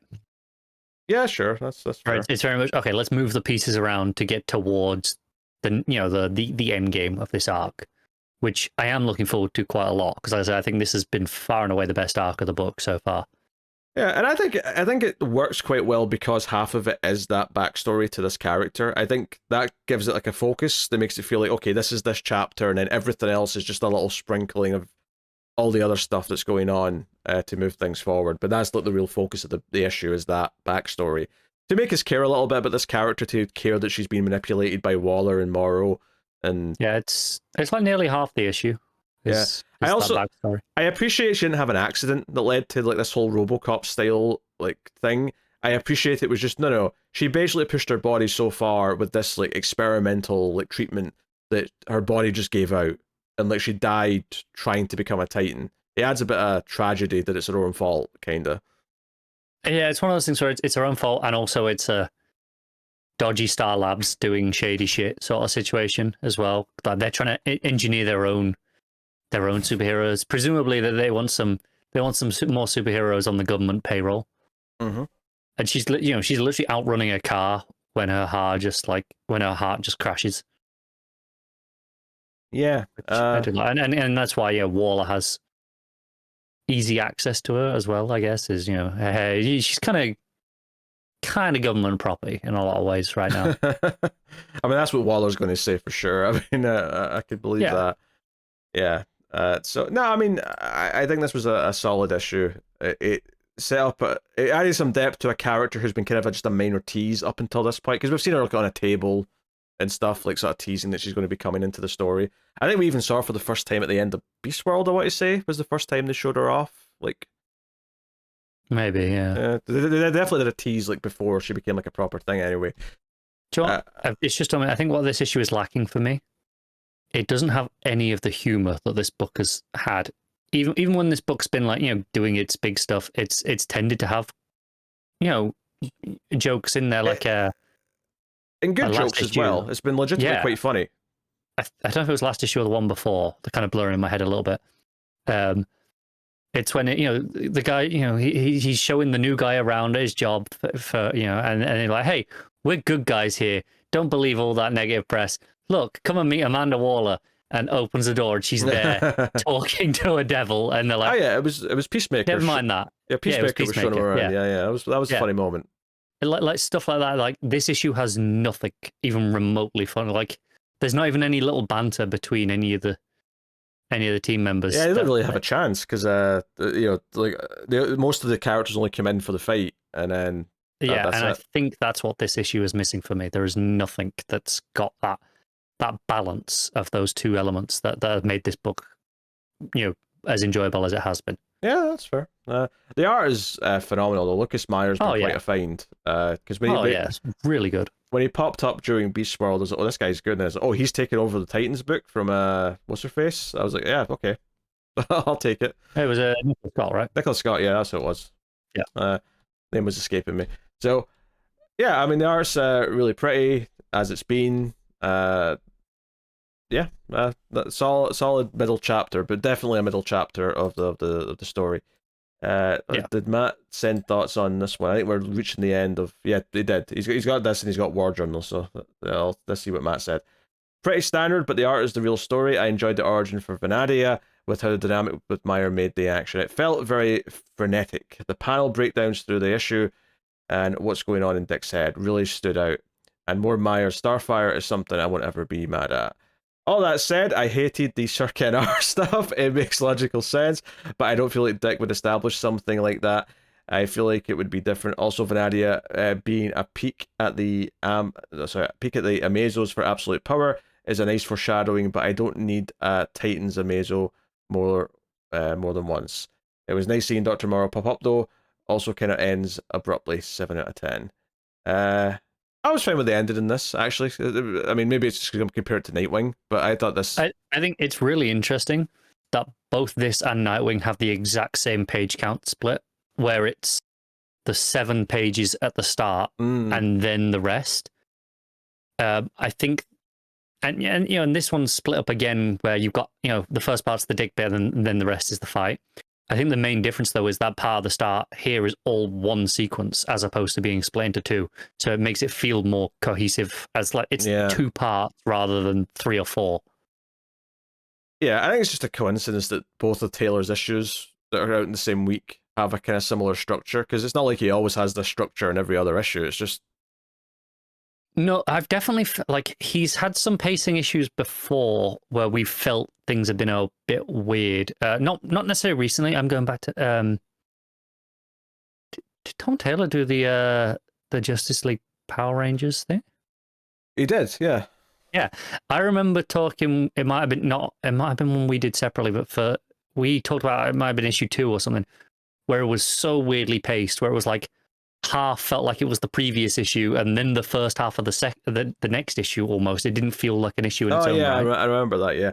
It's a sort of thing where, again, when you're reading in trade form as one thing, it doesn't matter. It just flows really nicely. But when you're doing month to month, it does sometimes feel like it's almost like he wrote 2 big issues. So the first 3 issues are like one and then 2 halves and then one after. Yes. Yeah, that was that. And I do think that is something, we say, oh, it's just a coincidence, but I don't know if it is. I think the fact that it is exactly the same split of 7 pages at the start and then the main story, I think that's probably the way he scripts. I think it's a genuine, not a restriction necessarily, but he probably had, maybe he had a longer script. He's cut it down. He's like, okay, this section can only be this long, and this is the limit he's imposed on himself and what he thinks is the best flow. And I think it's significantly better in this issue compared to the other one because it's one section. In that first.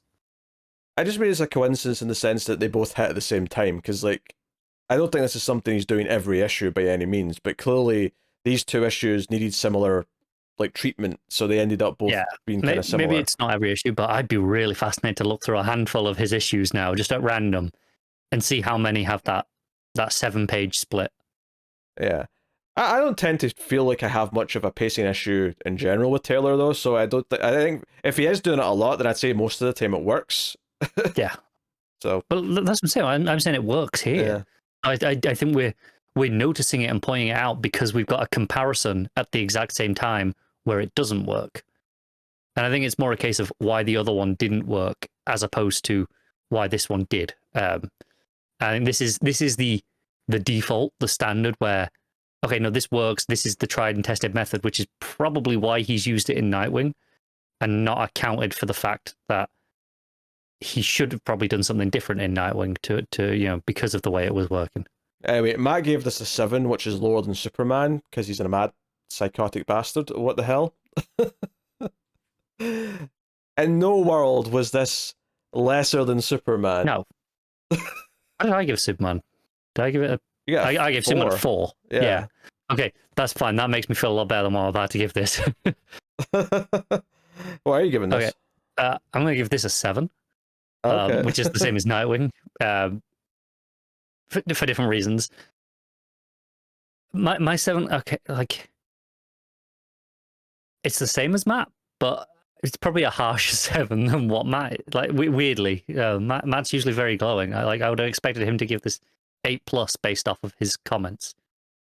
Yeah, I think he's probably being extra harsh because of the Circuit and R stuff. He's probably just had like a reaction to that. That's my guess. Yeah. I've definitely knocked off at least half a point subconsciously for just my visceral reaction when I got to that page. Yeah, I'm actually going to do something similar here and give it an 8, which is exactly what I gave Nightwing. I think they both have. I think Nightwing has like better thematic and emotional touches, whereas this overall feels like a stronger issue of a comic. Yes, but I think the thing with Taylor, though, is that I feel like while he has standout issues, I think the real strength of Taylor is how good the runs are as a whole and how much they feed into each other over time, as opposed to, this issue. I mean, don't get me wrong, some issues he does are like 9s and 10s, and we treat them as such. But like overall, it's a feeling that's earned over multiple issues. Yeah. And I do think a lot of his biggest strength isn't really in plotting. Like he has good plots or fine plots. So very rarely does he have really bad plots. But I think his strength tends to come from his character work. Mm-hmm. I think that's why this issue probably isn't as exciting as most of the rest of the run, because it has good character work with Venadia, but there's not much. There's no real interaction between any of the Titans, barring that one little bit with Raven at the end. I think that's where this issue kind of falls down because it doesn't play to his strengths. Again, I would emphasize though this is only an issue because it's reading it as a monthly comic. I think in a trade this won't matter because you'll just go straight on to the next issue and you won't feel it at all. Agreed, and it's only because we're judging it as a monthly single issue that you kind of have to bring up these flaws, even though, like I say, in the final version of the product, they're not really flaws. Yeah, ultimately, this is why I always point this out, because even though it's right to maybe critique it in the format we're reading it in, ultimately, and more importantly, the format they're selling it in and making the money off it. But ultimately, this will then live forever in a different form, and most people over the course of time will read it in that form. This is like your early access version of these stories, is these monthly comics. The version that most people over time in the next 10, 15, 50 years, whatever you want to say, they'll read it in the trade. They'll read the collection. They'll binge read it. Like that's how it'll be read. So it's always valid to point out how something is going to work maybe better in that format if you can recognize that at the time. So there you go. That's Titans. Good issue. So where are we now? Green Lantern War Journal, issue 9. Philip Kennedy Johnson writing with Montos on the art. This developing the backstory of the Olgren stuff. I will say there's a lot to take in, so I'm not going to say that I completely understand all of it as of yet, because it's a dense issue. This, yeah, and it has been. I mean, honestly, the last few issues of this feel like they've been hitting me with a lot of things. The main framing device here, it kind of takes the B plot from the last issue, which was Shepard finding the Book of Oa in Guy Gardner's cupboard, and taking it to him reading this book and asking it questions. It doesn't know anything about the Radiant Dead. It doesn't know anything about the Revenant Queen, because presumably they've never existed in this Earth, this universe. But it does know about the Dark Stars. It does, and that's where we get to that backstory, and like the beings that preceded the Guardians, the things that came before them, looking for this ultimate power to try and make the universe better, and some of the turmoil they went through to try and get to this ultimate power, this magic city that they found on the edge of space. I'm simplifying it a bit here, but well, you are, but also I think a fairly apt summary, and I think it's very notable that this issue is titled Myth and Legend, because that is basically, it's so many myths and legends from history, right? It's Arthur and Camelot, right? That magical city, or in that case the castle that'll fix all the problem. We just get to that. It's such a core idea in a lot of storytelling.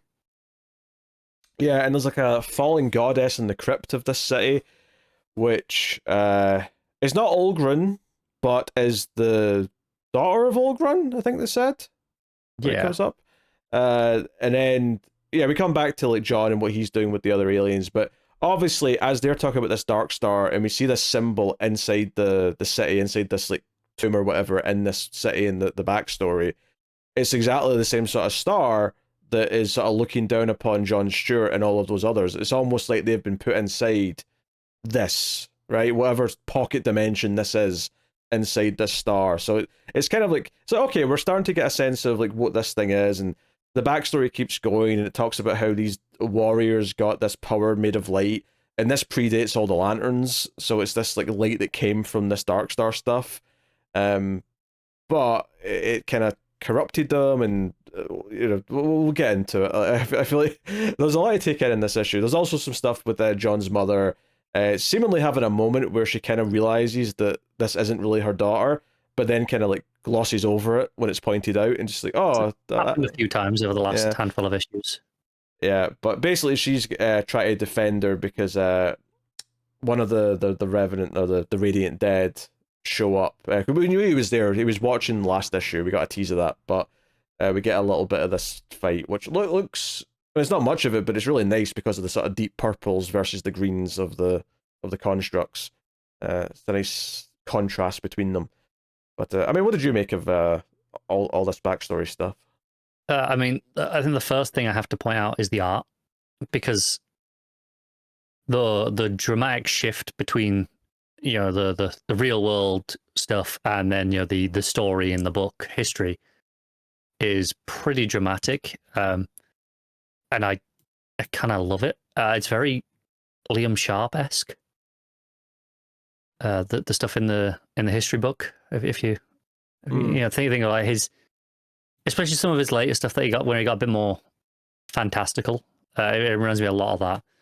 And I think that does a lot of the heavy lifting through how dense this is to read. Is it just looks stunning to take in all this visually.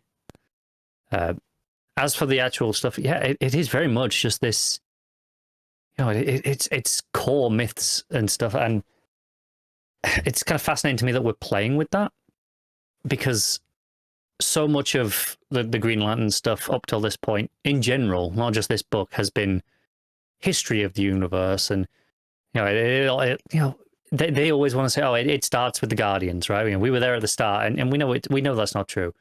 But the fact that there's this prehistory that the book of Oa doesn't really know, like it knows parts, and it's saying this is what happened, but I don't know how accurate this actually is. Like,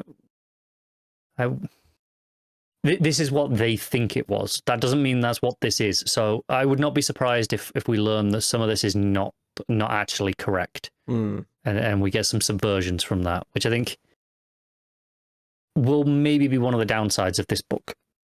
Because it is so dense, it's hard to remember a lot of these things reading it monthly. So yeah, there's a lot of details. When some of these details are subverted later, I think it'll be harder to pick up on them when you're reading it monthly, because you might not remember all of these little things, because there is a lot of little things. Yeah, so basically all these different items that are being worn to have light like powers are all part of Olgrun's. Like one's Olgrun's well, one's whatever, and one notably is a ring, right? The Queen's ring is like very much like a Green Lantern ring, but for like. But the rest of them are things like, there's the belt, the helmet, the gauntlets, your typical suit of armor, basically. Yeah, so it is interesting to sort of like tie it in to say, oh, this is some kind of like ancestor to what the rings would eventually be. This is like sort of like a seed that would eventually become that. And maybe what inspired the Guardians to even have a power battery and create rings might have even came from some of these legends, and not that the light energy itself comes from Olgrun necessarily, but just the idea that it is kind of a version of that in some way. It is very there's very not just because it's rings, but the Lord of the Rings vibes. You're very much Olgrun, pouring their will into this ring. It's very Sauron, right? With the One Ring, using that to corrupt. So I'm sure even you are presumably familiar with this level of Lord of the Rings. Is Sauron's One Ring basically corrupted all of the other rings that that came later. He made the other rings first, but then the One Ring actually controls all of them, and it corrupts them, and people who wear the other rings end up falling to his influence because of it. And I know I'm very certain Philip Kennedy Johnson is a big Lord of the Rings fan, because he wrote the Last God comic, which is very heavily inspired by a lot of that sort of level of fantasy. So I can't help wondering if it's going to play a similar thing here, where, hey, this ring that you'll say, oh, maybe that was what inspired the other rings, but maybe there is literally more of a no. It can corrupt them as well, and it has like a deeper level to it, and that's why the other lanterns can't fight them. Well, that would also tie into how the Radiant Queen is basically infecting Green Lanterns and taking them over. That would tie into the corruption side of it. It would, and I'm thinking in the other plot where. I think that was this book. I'm sure. Where they can't fight what's going on, where their rings just stop working.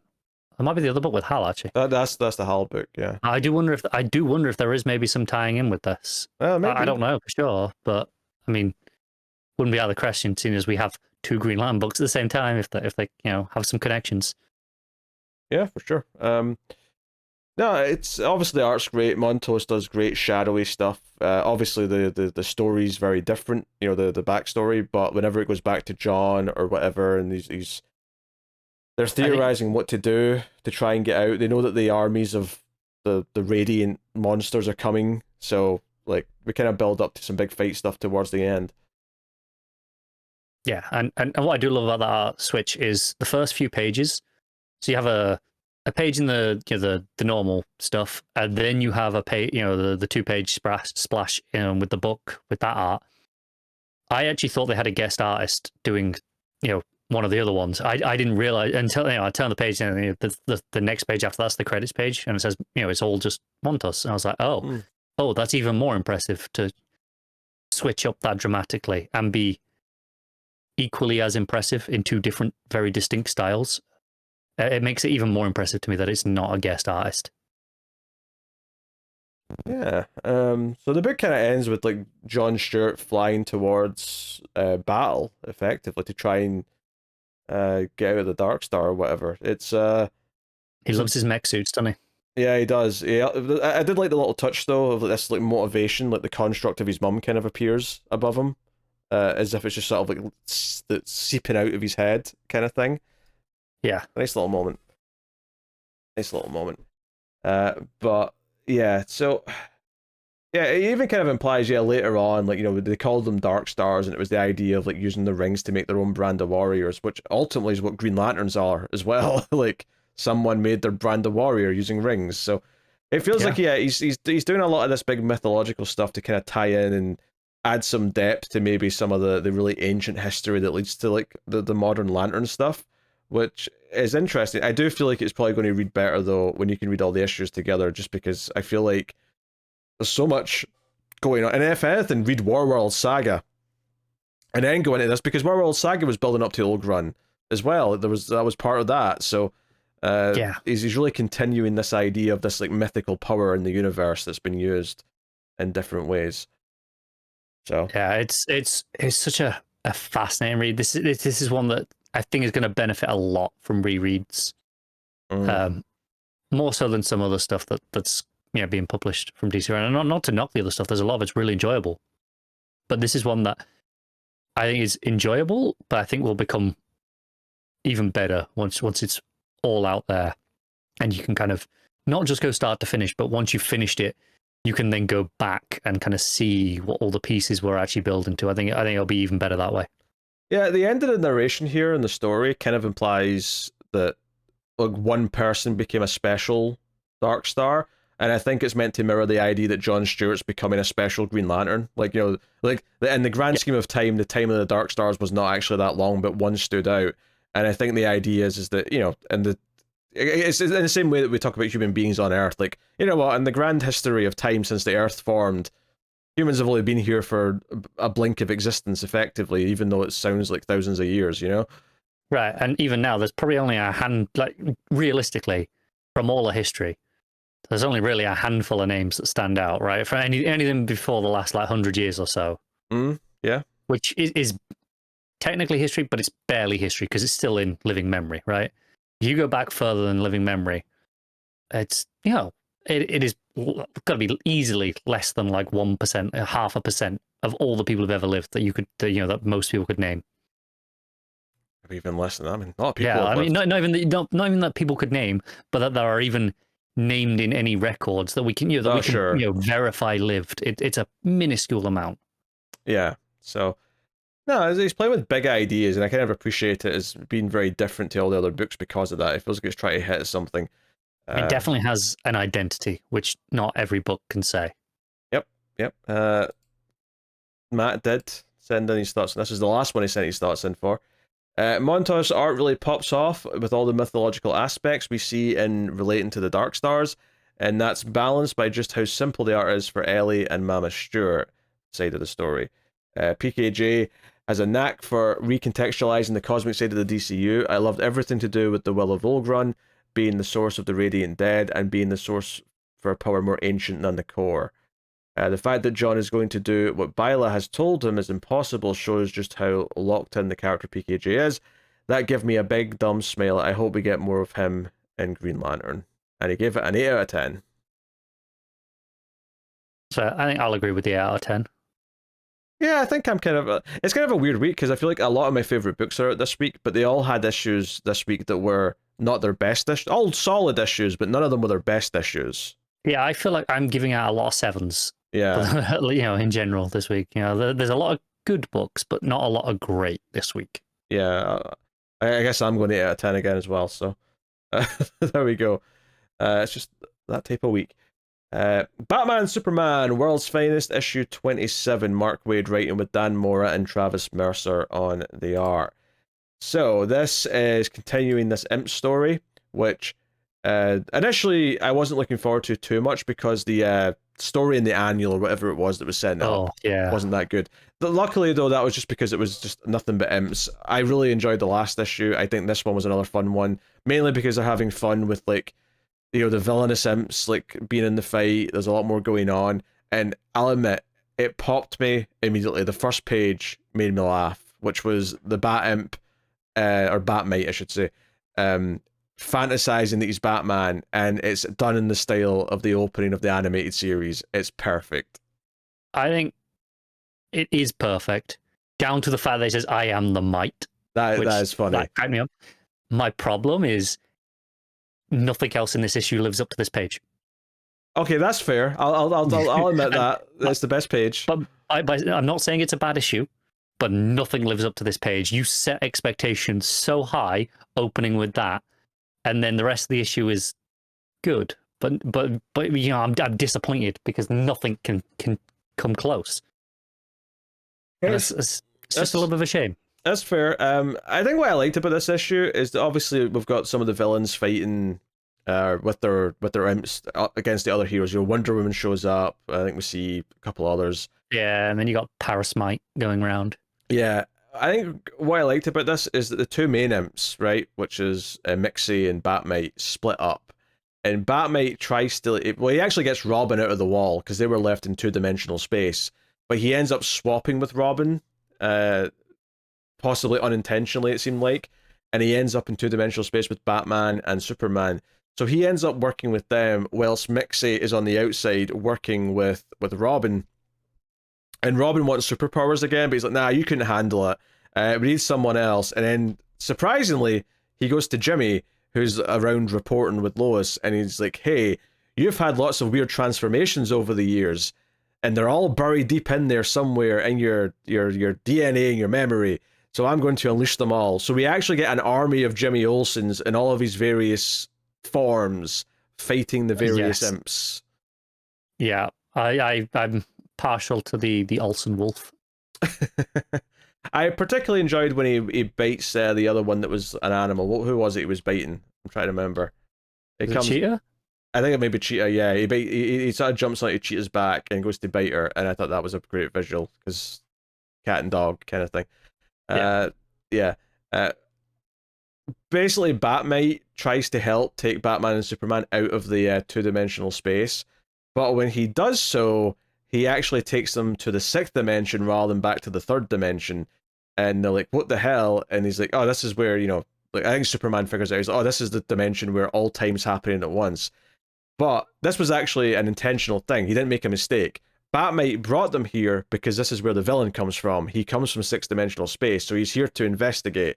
And I think this is where they're really having fun with it. Like, just something as simple as Batmite having the big magnifying glass and like his eye being enlarged, when he's saying, oh, it's time to do some detective work, and he's all excited about it. That's where the charm of this comes in. When they were in the 2D space, and they're all flat, and he's addressing it, being like, oh, that's why we're all just flat colors now. Yeah. I think things like that are what are making this work. I think I liked how they did this as well, in the sense that within a two-dimensional space, because obviously comics are always two-dimensional, but the way they show it being two-dimensional in the comic space is they have the panels angled and have the art kind of correspond to the angle, as if the paper's been tilted to actually make it feel like it's actually two-dimensional, which is impressive because all comic art's two-dimensional. It's a comic book. It is, but also you can draw art 3D, right? Not to say it physically pops the face, but you can draw depth. Yeah. Whereas here they intentionally don't draw depth. Everything is intentionally flat. Yeah, it's flat as well. Yeah, for sure. So it really, like, the art goes a long way to really sell that idea. So that's very good. So it's funny actually. I'd forgotten what the villain looked like until the end of the issue, because we did see him before, but I'd completely forgotten what he looked like. And then he pops out with his big sort of Joker with green sort of like dread mohawk style hair, and I'm like, oh yeah, this is what this idiot looks like. That said, though, there's a lot of fun to be had throughout this. All the Jimmy like stuff where you've got Elasta Jimmy, you've got Jimmy who steals the belt from the Shazam style guy, who like each bit of the belt like is a different power depending on what you touch from different gods, and Jimmy with 8 arms grabs it and like has all the powers at once, like just and then by the end, the point is now that the villain is like, oh Jimmy, you're Earth's mightiest hero, right? Okay, let's go.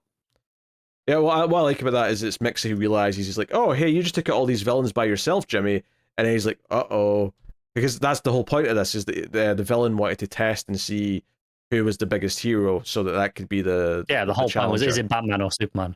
Yeah, turns out it's Jimmy Olsen, and here comes sixth dimension Joker imp. I like the idea that he's come out of the sixth dimension because he's bored, because everyone's kind of equal there, because everything happens at the same time.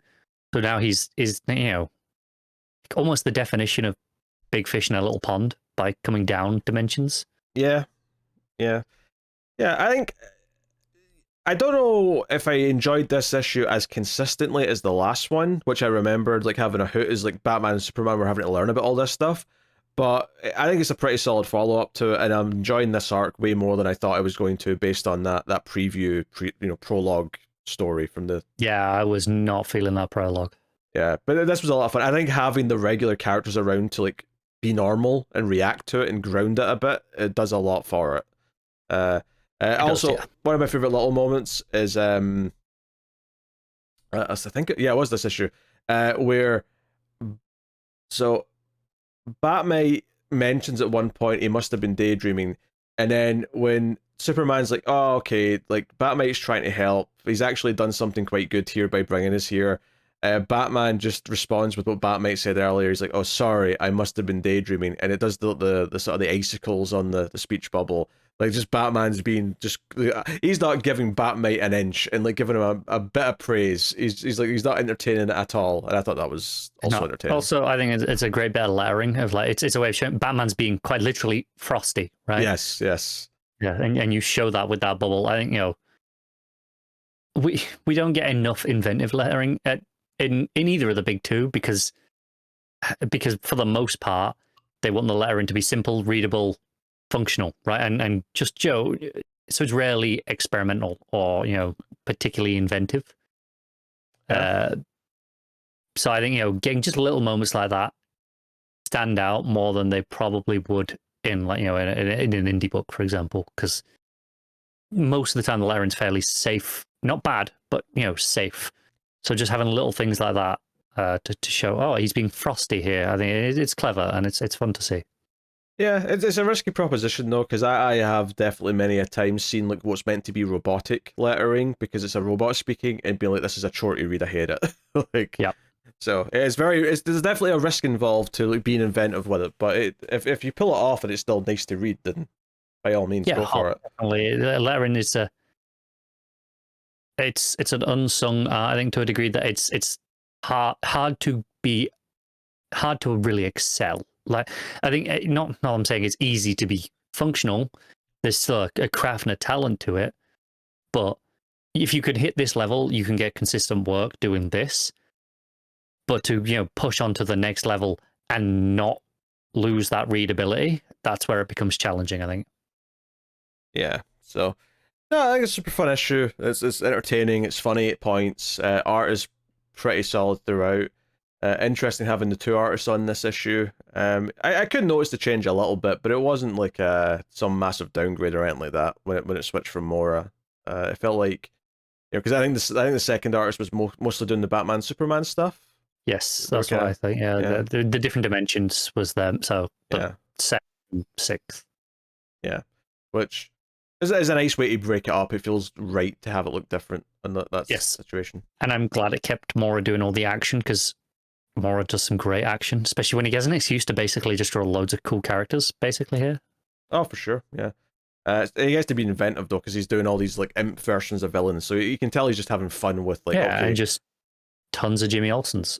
Tons of Jimmy Olsens. Well, that's the thing with Waid. It always feels like Waid's just having fun with all his weird DC knowledge that he has, and he's pulling out. I'm sure some of these imps are new. Don't get me wrong, but all of these Jimmys are definitely references to old Jimmy Olsen stories. Oh, 100%. It feels a little bit like when Grant Morrison gets to do something like that, and they just pull random shit out because they have just encyclopedic knowledge of tiny things. Yep. So there you go. Matt didn't send any thoughts in for the last couple of books. I guess he had to cut off eventually. He's got beds and washing machines to help lift. So what did you rate World's Finest? I'm going to be really boring. Give it another 7. But it's a good issue. Yeah, I don't know. What am I giving it? I don't want to be bored and give it another 8. I feel like, but I don't think it's an 8.5. But is a 7.5 harsh? It may be, because it's pretty solid. I'll go 7.5. I'll go 7.5. I don't know if I quite liked it as much as the other books, but it's fun. It's entertaining. It's a nice light read compared to the other ones. Nice pleasant little jaunt and absurdity. All right. Justice League versus Godzilla versus Kong, issue 7, the final issue in this book. It is really funny to me that they skipped 1 month, and the month they skipped was the month that the movie came out. It was coming out monthly, and then they skipped the release of the movie. Maybe they knew it wasn't going to be that good a movie, and they were like, let's just avoid it. I disagree. It was better than the last one. No, it wasn't. Yes, it was. No, it was absolutely not. Oh no, it was way better. They weren't cutting to humans during the fight. It was great. No, it was way worse. I watched them both within like 3 days of each other. Oh, I disagree. I think this was better than a V Kong. No, not even close. It was worse. I really disagree with this. It's fine. You can be wrong. It's okay. It leaned into the silly in the right ways. All I'm saying is, it should have just been a Kong movie and it would have been better. No, Godzilla was still the best part. So, yeah, but it was like 80% there to be a Kong movie, and then just yeah, I guess we're supposed to have some Godzilla as well because it's a Godzilla movie as well. We'll throw him in. Yeah, but he had all the best parts. So, I mean, Doesn't don't get me wrong. A good movie. Yeah, not good in the traditional sense, I would say. No, I think it would have been a significantly better movie as a Kong movie. Nah, I'd be missing that extra space. There'd be something missing. That's what I feel. Anyway, we're not here to talk about that goddamn movie. We're here to talk about this final issue, which is better than that movie. Arguably. I don't know if I'd go that far, but I will say I did think once Godzilla and Superman show up for the fight at the end, it did feel like it wrapped up very quickly after they showed up. That's maybe my one critique of this issue, but I think that's the problem with just we're at the heavy guns now. They're out. Like, of course, it's going to be over now. Yeah, it does a lot of like Superman coming to see Lois for the first time, because we actually already saw a glimpse of him with Godzilla. That was the teaser at the end of the last issue, but he actually goes to visit Lois first and get Billy Batson back on the playing field before he goes to Godzilla. And a lot of the issue is the fight between all the various monsters and mechs and whatever else. Obviously, we get Kong and the Bat mech versus Mecha Godzilla and the what was it, the Skull Crusher? Is that what the big thing's called? Yeah. Whatever his name is. Yeah. Plus the various other like C-list mutos that are just kind of about. So yeah, I mean, last issue, let's just say it, right? I loved the death of Guy Gardner. And what I really loved about this issue, and it's the point where Superman addresses it. Well, I mean, that was funny, but no, I just loved the fact that Guy Gardner died in the last issue, and then this story ended, and he was the only major character to die. That just makes it all the more sweeter. No one important had to die as well. It was just Guy. That's so funny. What do you mean no one important? He's the most important. No. He'd tell you he is. I'm pretty sure we called it last issue. I think we called it that ring was probably going to go into Kong or something. I like a lot. I think it's fun.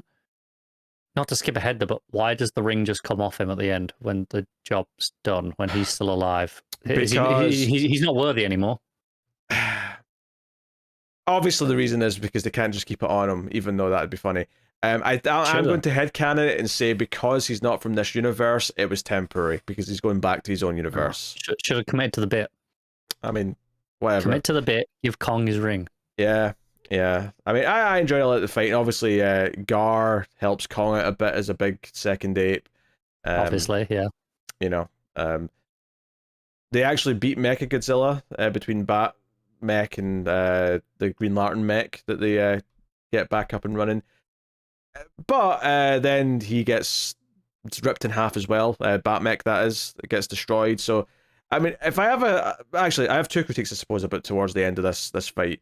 I do love Superman going to see Godzilla and sort of saying, "Hey, like, I get why you attacked me, blah blah blah blah," all that stuff. Fine. So not only do I think the fight is over too quick once Godzilla and Superman show up, I do also think they could have done a bigger moment of like, oh, they really need them to show up right before then. But I felt like they'd already killed they'd already beaten Mecha Godzilla for a start. It felt like things were going too well, so it didn't feel like, oh, but there's the moment where we need the big guns to show up. It didn't feel like that going into it, you know?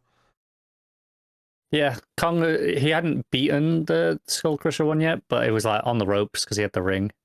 Yeah, he was doing all right, and then like we have this big moment where Superman and Godzilla come through a boom tube, which is great. Coming through a boom tube, fantastic. But it wasn't really like, oh, it felt like they were needed in the moment quite yet. Yeah. So that'd be my other critique.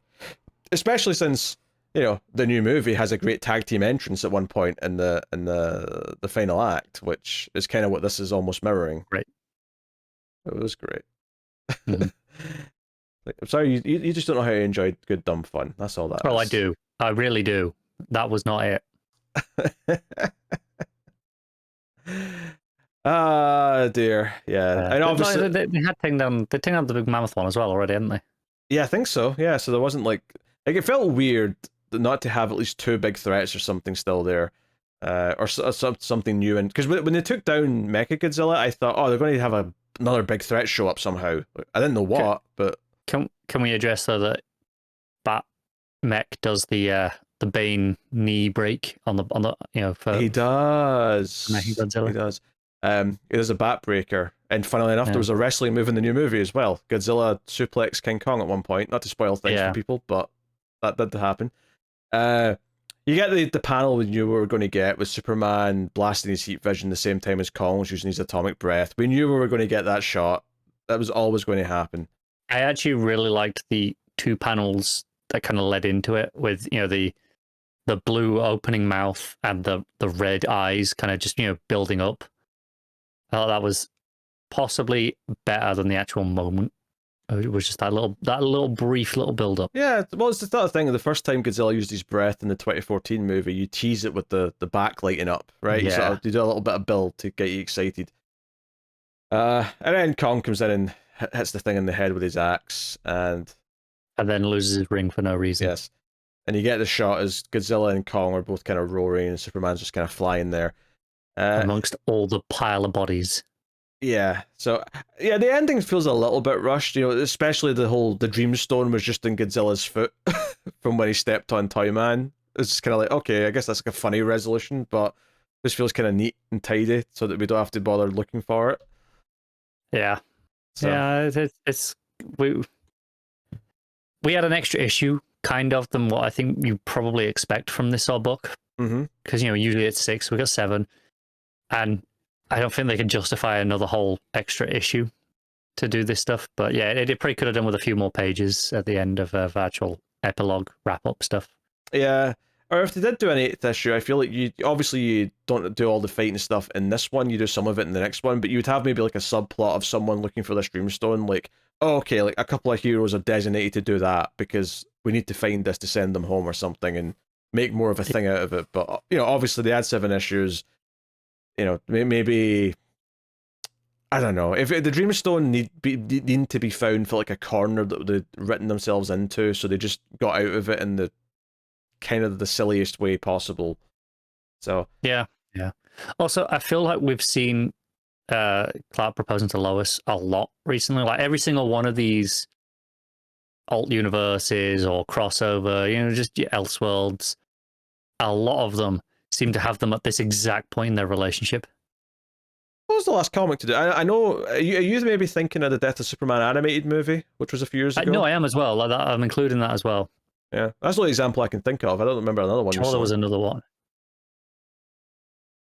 I'm sure there was another one not too long ago, but I can't remember what it was. It feels like it's been a lot recently compared to, a couple of years ago. It is a bit interesting they chose to do it though, because otherwise it mostly just feels like present day DCU. Because you've got Jessica Cruz as a Green Lantern, you've got like modern versions of a lot of the characters there. It really just feels like modern DCU, but except Superman and Lois are at engagement levels rather. Yeah, I don't know quite like what is the reason for this choice that they're making. Like why? Because the final page of the book is them being like, "Hey, we're engaged now. Let's hug." And it's like, okay, I mean, I was fine with it in the first issue. Like, Godzilla showing up in the moment where he's about to propose was a good big cinematic bit, but I don't really feel like it felt like the important thing the book was going to end on, like, oh, this is the final little bow ties, them getting engaged. I don't know. Well, it probably, do you know what? That would have probably worked had they just gotten engaged here in the last page, but they didn't, because they got engaged when they met at the start of the issue.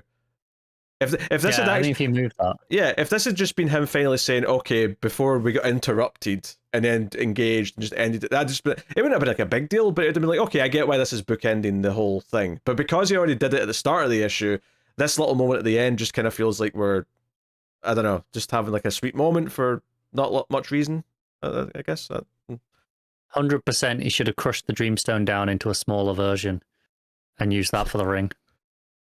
You're the woman of my dreams, so here's the power of dream magic. Literally, should have been at the end, like, you know, at post fight is when the engagement should have happened. Yeah. I have it look exactly like Death of Superman in terms of the surroundings because of all the carnage, but instead of her holding his body, he's like picking her up like a new married couple. Yeah. Ah, dear. I mean, I had fun. The fighting's good. It's not the best issue of the book. Some of the big moments are great, but I do think my complaint of like how the fight doesn't feel like it needs the big guns to show up, so Superman and Godzilla's entrance doesn't feel as exciting as it should be, does feel like a pretty big complaint in a book where that's kind of the big moment that I should like. That's what the whole thing's been building up to, is them showing up together as a team. That should be like the fist pump. Hell yeah, the adrenaline's like kicking through my veins, and instead it was kind of like, oh, they kind of squandered that moment a little bit. So that's a bit weird. But overall, I liked it was a fun mini. You know, I enjoyed a lot of the way they played with the mythologies of mixing the monster verse up with the superheroes. You know, it was generally entertaining for what it was. It was solid fun, and this might be the weakest issue of the whole series. It may be. It's a little bit of a shame to end on the weakest, but yeah. And overall, I think I'd still recommend it. It was the latest, but I wonder if they had to rewrite something. Like, that's why this last issue took an extra month. Maybe, yeah. I wonder if like something about the way it ended, like maybe like, I don't know, Legendary Pictures stepped in and said, maybe don't do that. And it's like, oh shit, we have to scramble and like alter some stuff. I don't know what it would have been. I don't know what they would have objected to, but I'm just theorizing. Yeah, it can't be like there was anything too similar to the movie because they'd have warned them in advance of that, surely. Yeah. Because I assume they'd have had to submit scripts for, you know, approval. You'd assume so, yeah. Yeah. But I don't know. Some last minute change is maybe what delayed. I don't know. But I could be wrong. It could have just been like the art was taking longer. Who knows? But yeah. All right. What are you giving Justice League Godzilla Kong? Probably a 6. It was okay. It was solid, but it didn't live up to the rest of the series. Yeah. I'll go on nudge. I'll say 6.5. But like I'm kind of in the same wavelength. It's definitely just okay, this issue versus the rest of it. And I think honestly, if it had nailed that moment where they enter at the end, if it had nailed that, that seriously would have been like a whole 1.5, 2 points added on, because that would be like make the whole thing. But hey, it is what it is. The Batman, First Night, issue 3, Dan Jurgens and Mike Perkins. I don't know if you've been on for any of these issues so far. I was on for the first one. Were you? Okay. Good. Yeah. In that case, I don't remember what you thought of. I assumed you liked it then. I did, yeah. It's very good. I actually, for some reason, I thought this was issue 2. I didn't realize we'd had 2 already. And it got to like 2/3 through this issue, and I went, this feels like it's getting to the conclusion of stuff. And I'm like, oh, it is issue 3. Oh, never mind. That's not a great sign. I think it's a bad sign. Well, I mean, the fact that you're forgetting an entire issue's worth is not ideal. Well, no, but I didn't forget anything that happened in the issues. I just felt like, oh, like, if anything, it's a good sign, because it felt like, despite being 50 page per issue, it didn't feel like I'd read 100 pages. It felt like, because as someone who just read 100 pages back to back, I could tell you it felt like I read 100 pages. It's very good though. I like this quite a bit. No, I liked each issue less and less than the first. Oh, that's a shame. Which I thought the first one was really solid, and it's not like it's terrible by the end. Or we're that clear. Art is still gorgeous throughout. Oh, the art is absolutely stunning throughout. But I found I was like the writing just wasn't doing it for me as much each issue. It was just kind of a little bit worse. I'm like, I'm not big on that. There's little bits here and there that overall just made me feel a bit more meh on it by the end. I was mostly pretty happy with it. Obviously, they had that cliffhanger at the end of last issue where Batman like picks up the gun and he's like, oh, maybe Gordon's right. Maybe I should use this. And we kind of, barring a little tease of something else, kind of start off with that, where the actress who's kind of getting interested in him walks in and he's like standing in his batsuit. This is the sort of thing where if this was in like a present day Batman story, I'd be like, what the hell? There's no way Batman's this stupid to just be standing around and letting people walk in. But of course, this is early days. There's no Alfred. There's a lot of reasons why this works in the context of this Black Label story. Yeah. But she's freaked out, obviously, by what he's wearing. She's freaked out that he's holding a gun. In this conversation, by and large, like, because he basically talks about how, oh yeah, his dad had all these guns, but there was like a horrible like accident or shooting that he had to deal with as a doctor once that made him completely like reconsider hunting and things like that. It's like, oh, not only does he, I mean, presumably his dad never approved of shooting humans because, you know, why would he?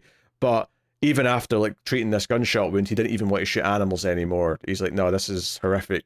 I'm never doing it again. So I thought that was an interesting little quirk to add in there, that his dad had made that turn at some point in his life. It's interesting to me. This is one of those things that for me was just kind of like these little things that I found were a bit unnecessary. That it felt like it was, for me, adding stuff for the sake of adding. Like it felt like it had to justify why this was existing as its own mini, and like, oh, we've got to add something new to the lore here by creating this, instead of just going with, hey, I hate guns now because my parents were killed with guns. Like it was trying to add more to it that I don't feel like it needed more. I don't feel like it does anything negative here though, or is a disservice. It just feels like overwritten to me. I mean, I think thematically it fits in well enough with this idea of like just the characters in general in this, and the idea of like treating other humans, like obviously that ties into all the stuff talking about what's going on. I think for me that's where I'm getting to, is like the whole idea here where he's contemplating using guns for the first time, which okay, I'm fine with that because it's early days Batman. He's going to make that hard choice. You know, when we got to you get to that cliffhanger at the end of the second issue, you assume the follow-up is in the final issue. He's making that hard choice to not use them. I think the whole idea of just, oh, well, yeah, my dad didn't like guns either. Like, when you're doing this at the same time as, you know, World War II, and I'm like, you've got all these examples of horrific gun violence that you could be taking to add to, you know, if you're going to take a further reason beyond just his parents were killed with guns, if you want to take something further, you've got that's happening right now for him. It just feels like such a frustrating opportunity to miss, to just use that. There was a hunting accident with my dad once. Things like that. It's bugging me. Like the way they're using the war setting in this. Like at this point, like it's barely used. Like there's one point in this where they go, "Oh, who have you got in there? Hitler." I'm like, oh no, I disagree with that, because the entire motivation for the villain is that he wants to take control to stop America from sending anyone to war. He's going for a whole America first thing, and he doesn't want America to get involved in the war. And it mentions it on the news at one point that America's not joined. So this is pre-Pearl Harbor. Yeah. Presumably, yes. In the DC universe, Pearl Harbor is still what gets Americans on board. But obviously the idea that should we get involved was already a thing. And that's very much what it's playing with here. So I do think it is using the time period and the setting in that sense. Plus, you also have the rabbi character who has been like a throughout the whole thing. So, and one of the things that comes up in the news at the end of this issue as well is the idea that, oh, America's actually still turning away boats of Jewish people, like refugees, and sending them somewhere else because it doesn't want to accept them. Like that's they're playing with those things throughout the entire story. They are, but for me, very little of it is influencing Bruce, right? There are these circumstantial events are happening, but none of it's very little of it is impacting any of the decisions he's making to be Batman. I think that's, for me, part of the appeal, you know, when I read this, the first issue of, oh, we're saying it here, is, okay, we're doing wartime Batman, you know, that's the creation of Batman during the war. How does that impact the sort of Batman he becomes? How does that change the choices he makes to become Batman? And it doesn't. I mean, I think part of it is the idea that you've got this rabbi character who is struggling with what's going on in the world and trying to keep his faith and trying to still be who he believes he should be. And you've got Bruce interacting with him. I think there's meant to be a direct contrast here of Batman going through something horrific. Wayne's get murdered, right? That whole backstory. And the idea of what he's doing as a result of that, and you're comparing that to this man who's, going through right now this horrific large world event that is tied directly to his type of people, and how to sort of try and keep hope in the middle of all that. I think there is something there thematically that they're doing with kind of challenging Batman up against like a sort of real scenario like that, and like, because we don't have an Alfred here, right? That was a conscious choice to not have an Alfred, and I think this Rabbi character is meant to be kind of imparting some kind of wisdom and lesson onto Bruce that he's not getting. And I think that even this actress character is also kind of there to fill in part of that role too. It kind of feels like there's no Alfred, but we're going to have like a few different, like Gordon as well is going to kind of even do a little bit of that too, without knowing that he's Batman, obviously. What I kind of like is, was not having Alfred a conscious choice, or was it a case of how can we possibly justify having a Brit here serving an American like this when he should be at war? I mean, that may have been part of the choice as well. Maybe yeah. that could have been the start of that thought process. Is like, well, why would he be here now? If I mean, the answer is because he's too old to be a soldier, honestly. But yes, but you would think let's say they made the choice that we're going to have Alfred. The war's going on. He's too old to be serving. But you'd still go like, but why is he here and not helping his country in other ways? Or why is he not, doing this or that? I think it raised probably too many questions for them to want to. Like, there are, but I think it raised too many questions for them to want to fit into this series. I wonder if they considered it right, and maybe initially Alfred was going to be the character who was like maybe going through this idea of like his homeland is at war, and it's a very bad, horrific war, and he's kind of like, maybe he was going to be the one sort of talking about what his people's going through. And then at some point they realize, well, that works, but it's way more impactful if you've got a Jewish person talking about what's happening, because it's even more horrific. It's even more just straight up victims as opposed to being at war. I mean, it is a war as well, don't get me wrong, but it's obviously a far more ruthless in that sense. So it feels like there has been some conscious choices along the way. Now, what order those choices were made in, I'm not sure, but like, I can kind of see how they got to some of these ideas going through that process. I think it's interesting. I do like that they're dealing with this idea of monster men, since one of the classic stories of like what happens in early Batmans is this idea of the monster men, and this take on it I think is interesting. The idea that you've got this. I mean, I don't think he ever comes out overtly as some sort of white supremacist, but I don't necessarily think that anything about this villain makes me think he isn't. Like, it kind of feels like he is that type of guy. And the way he's talking about the country, and he wants to take control. And I think at one point he even says that everyone needs to be forced to see this as the right way. So he's not trying to prop up some new democracy. He wants to be calling the shots. And the irony, whether or not he's realizing this or not, is he effectively wants to be America's Hitler by the sounds, or at least Gotham's Hitler by the sound of it. Oh, yeah. But he does say he wants to spread it to other cities. Now, whether or not he wants to be the one in control of those cities, or he wants others like him to like, okay, this is going to be Jimmy's like metropolis over there. Great choice of name there for that. Oh, yeah, I don't even mean that. You know what I mean? Jimmy Olsen. Metropolis is Hitler. I didn't mean to imply Jimmy Olsen would be the. It was just that. But you use Jimmy in Metropolis. Sorry, Jeremy. Jeremy will be. Much better.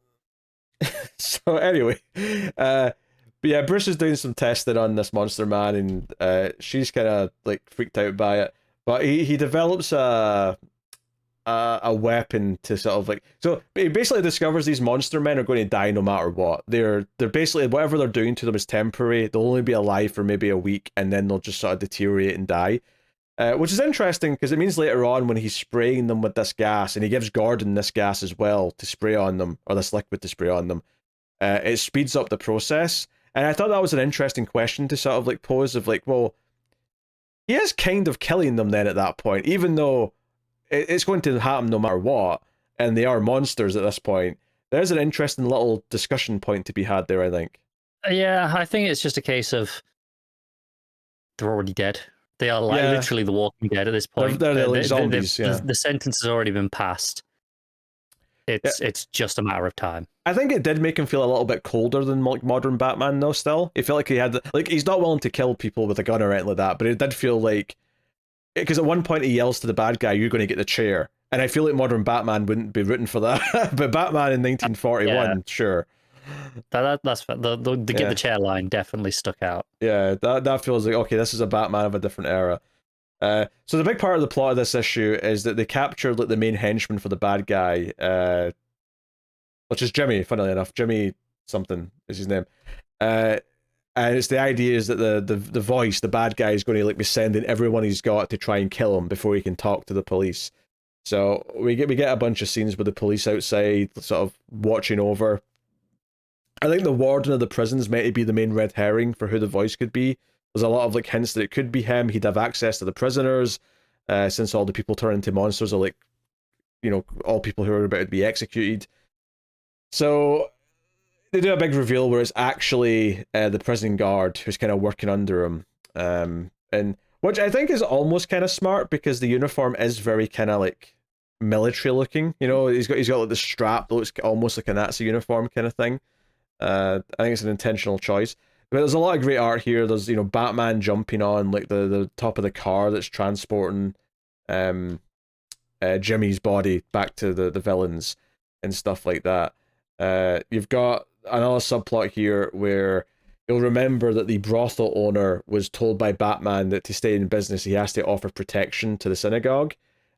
So sure enough, when the bad guys are doing their big plan, which is to like set fire to a lot of the city, one of the targets is the synagogue, and the rabbi's sort of pleading with them, and it's this brothel owner who comes out with 2 pistols and kind of fends them off. So we get this kind of unlikely partnership of them fighting side by side, kind of with the crooks, which I thought the art here looked great, like all the mist and smoke of the city and coming from the fire and stuff. Gave it a nice bit of atmosphere, I thought. Yeah, art's great throughout. Perkins has been getting better and better on like every book, and this continues, I think. Yeah, and they also do kind of the creation of the bat signal here, where they like when he's at the prison, the warden's like, "Oh, I think we saw something up there.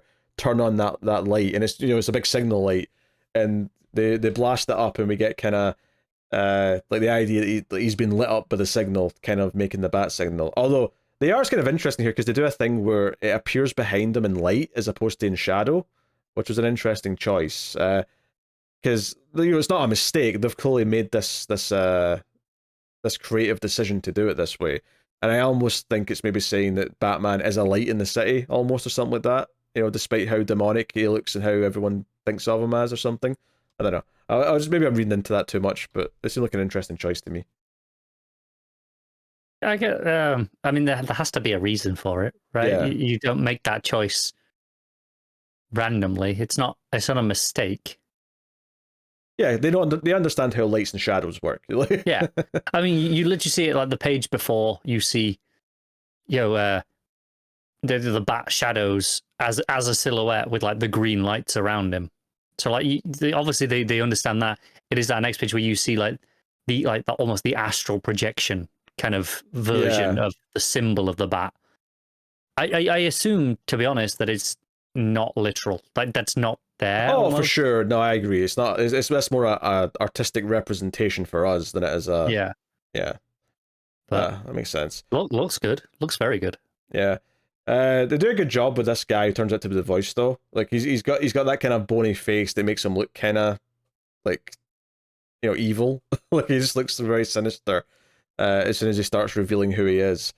So yeah, he ends up his demise is pretty nasty though, because he ends up giving himself a shot of the monster serum on his own, which I mean Batman kind of diverts his hand to do it, so I think it's left a little bit ambiguous as to if Batman like intentionally injected him with it, which because when Gordon asks like, oh, what happened, he's like, oh, he injected himself with the monster serum, and because he'd already had the antidote or the gas that he made to like speed up the process, just went straight through him. Yeah, he just immediately turned into a monster and died.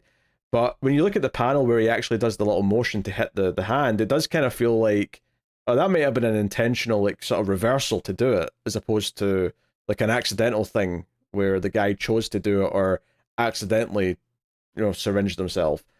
But I think it would. I think it's a involuntary thing. Like I think because he's defending himself, he pushes it back round, and then it goes into him. So and then I think he tries to like justify it to himself a little bit, like yeah, he did it to himself. But I don't know, like he is immediately there going, "Our price has to be paid for the lives you've taken." So it definitely feels kind of vicious. Yeah, feels a bit colder. And again, I'm okay with it because it's a Black Label book with a very different Batman. It's the sort of thing where if you do this with modern like DCU Batman, I'll be like, we didn't here. We're but this gets to be different. This gets to be a slightly darker Batman. Yeah.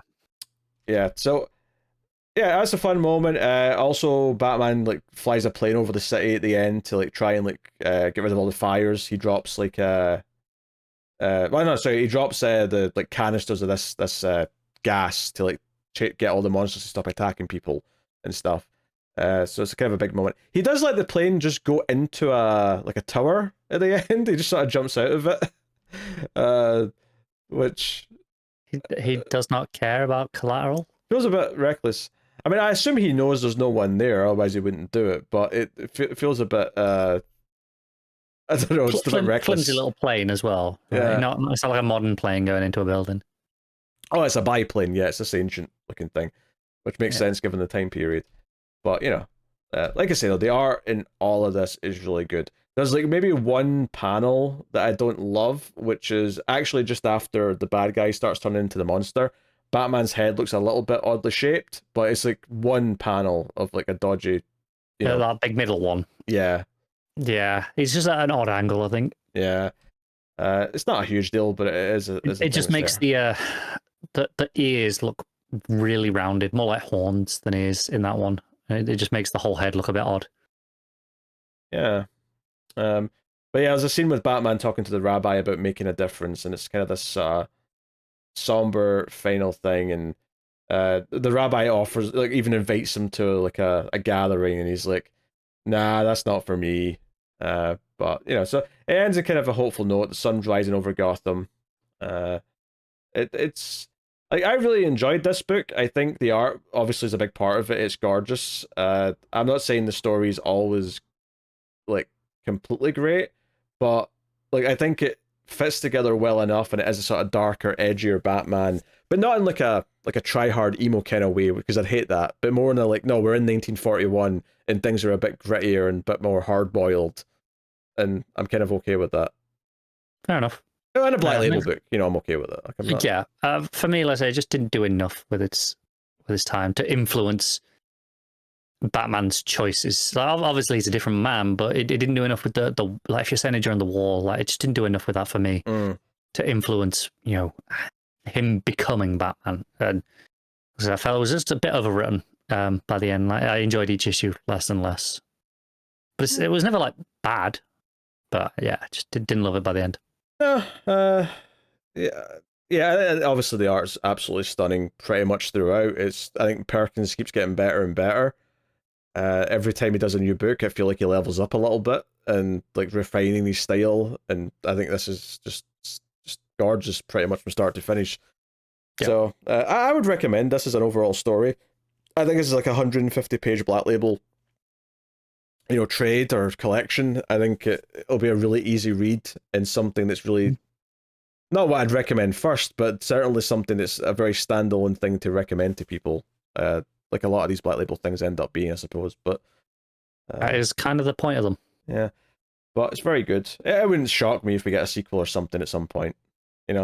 Like, because there's stuff here that could be explored down the line. It does, and I said at the first one, I want to see this world with a Superman, with a Wonder Woman. Maybe as we get into America, getting involved in the war, see kind of these superheroes at that level. Obviously, we've seen DC stuff at that point before with JSA, but I want to see it with our core heroes and kind of see that take on this. So Super-Man, the first day, and Wonder Woman, I guess no hyphen because it's already two words. Wonder Woman, the first dawn. There you go. on it. Sure. There's your I think names. there's an easy trilogy of books in that. I could see it. Yeah, if they're all set during this time, you could have Wonder Woman being appalled at man's war, because that's going on. And then Superman, you do... I think you take the journalist route, right? Yeah, I suppose you would. I like him going there to report on the war, and him being, I think, an in-person reporter. I think that's the angle you take for that. Yeah. All right. What are you rating Batman: The First Night, issue 3? I'm gonna give it a 6. Okay. I am going with... Nah, I still really liked it. I'm going to 8.5. Like, I still think it was a really, really solid final issue. Maybe not my favorite of the 3 issues, necessarily, but I had a good time. It was kind of pulpy in places. Art is gorgeous. Yeah, I'm into it. So, final book of the week is a Patreon book. Connor is going to talk about Noctera Nemesis Special Issue 1. Yeah, just like I predicted last time, this was an excuse to have a different artist and not be one of the main numbered issues, although it is basically just the next issue, because it's the penultimate part of the arc. But the next issue is the final of the arc. So, yeah. That said, if you're going to get a guest artist, hey, you got Liam Sharp here, so I'm not mad about that. And he does some phenomenal stuff. He shifts through a couple of his different styles in this, all in the same issue, which is really fascinating. So some of the early stuff is we are inside M's head. We're inside Emmer's head, and this is where we left the cliffhanger last time, where like Bill had got in, and he was driving a truck towards him in this manifestation of his head, and all this stuff is really just scratchy and dark and deep, and it reminds me a lot of Bill Sienkiewicz's art. It's just it's not what I usually think of Liam Sharp as. It's this really raw, and everything's got all these elongated proportions and just all these tendrils and stuff. It's so good. And yeah, Bill's chasing Emery in there, and I'll sit with that side of stuff. He's basically just trying to get information of where are you going, what are you trying to do, what's your plan, and trying to get that information out of his head before they get there. And he gives him a couple of clues, but he doesn't actually give in the end. He tells him oh, it's a place with 1,000 eyes. A few other little things that is enough that Bill could put it together next issue. But maybe it doesn't matter. But during this, Bill tells him a story of this is the natural order of things. That Nox is the darkness is the reality. Every creation myth starts with darkness. Darkness is there first, and then there was light. They all follow the same, and then the darkness just tries to, eventually the light will fade, and the darkness will be back in its place. So why should we fight it? Why not just give in and just accept this is the way things are supposed to be? And that's his argument. But the darkness is personified by an actual monster that is this kind of spidery demon. Think of a spider head with 8 eyes, but it's the way he presents it is still in this really demonic, scratchy kind of thing where there's no clear form. You just got vague shapes and all these eyes, and yeah, it's really cool. It's really, really cool stuff. Really digging that. And back in the real world, Val is, they're driving him. They're in the truck. Where they're actually going is this observatory. It was Argus Observatory, and that's where the 1,000 eyes comes in. Is Argus was a character from Greek mythology who had 1,000 eyes. So there's your clue. And obviously, the observatories used it because the telescopes are the eyes, right? So but they get there and the place has already been trashed, and they're just okay. What do we do? It's okay. We'll find what we can. get what we can do. We'll bring it back because this is the plan. They're going to use all these telescopes and all the lenses to kind of magnify the light from Eos and kind of like try and push back Nox and make it so it's not just this one little area that's safe, but kind of everywhere. But the art for this, it's very different again. It's more Liam Sharp's like his most modern style. Sorry, it was I read it most recently in his Starhenge stuff. I think his DC work. If you read Reptilian, I guess it was most similar to that. If you remember that his work in Reptilian was a bit kind of more rounded, had this more like sheen to it, which I think you and Matt weren't as keen on it as some of his earlier work. Is very much a acquired taste, very different to some of his other stuff. But I think his blend of styles and the way he jumps between them in this issue is a real strength, and it is a showcase for what he can do in kind of highlighting why he is such a good artist and has been for decades at this point. But it kind of ends on a real downer of like, hey, M's like, hey, I don't know if we can win this. That was kind of like what he's shown me is horrific, and this is what always happens. I'm looking up for the light, but all I see is the darkness. And you have, they're at this the final page is this full page of just the observatory, and above it the night sky. And instead of like where the stars should be, there's like this demonic thing, Nox, trying to come through, and it's really, really good visually. And like I say, this issue, it's pretty straightforward. It's such just an art showpiece, like just to show off. Like, hey, we got a guest artist, look what he can do, and it's great. It does advance the plot in a pretty meaningful way, in that, okay, it's really setting us up for the last issue now. We are ready for this showdown, for the, and that's it. This is just to be concluded in Noctera 16. I don't know if it's the final issue of the book or just if it's taking another break after that arc, because obviously this book has taken pretty hefty breaks between arcs to let Tony Daniel get ahead. But he is still credited as a co-creator, as a co-writer on this issue, just because him and Scott Snyder kind of shared creating the story beats. So I think Snyder is still the one doing the scripting, but who knows? Daniel obviously has experience scripting and writing. Obviously, he had his run as a writer on Detective Comics, right? Near the start of New 52. That was when he did Detective Comics, wasn't it? Who? Sorry, Tony Daniel. He was writing Detective Comics, not drawing. Well, I did both. But... Well, he switched right before the New 52. He was writing Batman, and then he switched to Detective when New 52 kicked in. Yeah, that's what. But he has experience scripting. This still feels mostly like a Snyder script in terms of the dialogue. I don't know how much of it is if Tony Daniel is scripting at all, or if it is just a co-story credit. It's very vague, intentionally vague. I think they wanted to just be, it is literally just credited as story is the two of them, and then art is Liam Sharp. But it is a great issue. Honestly, probably one of the best in the arc. Just Tony Daniel's art's been solid. It's been so good, but this felt special.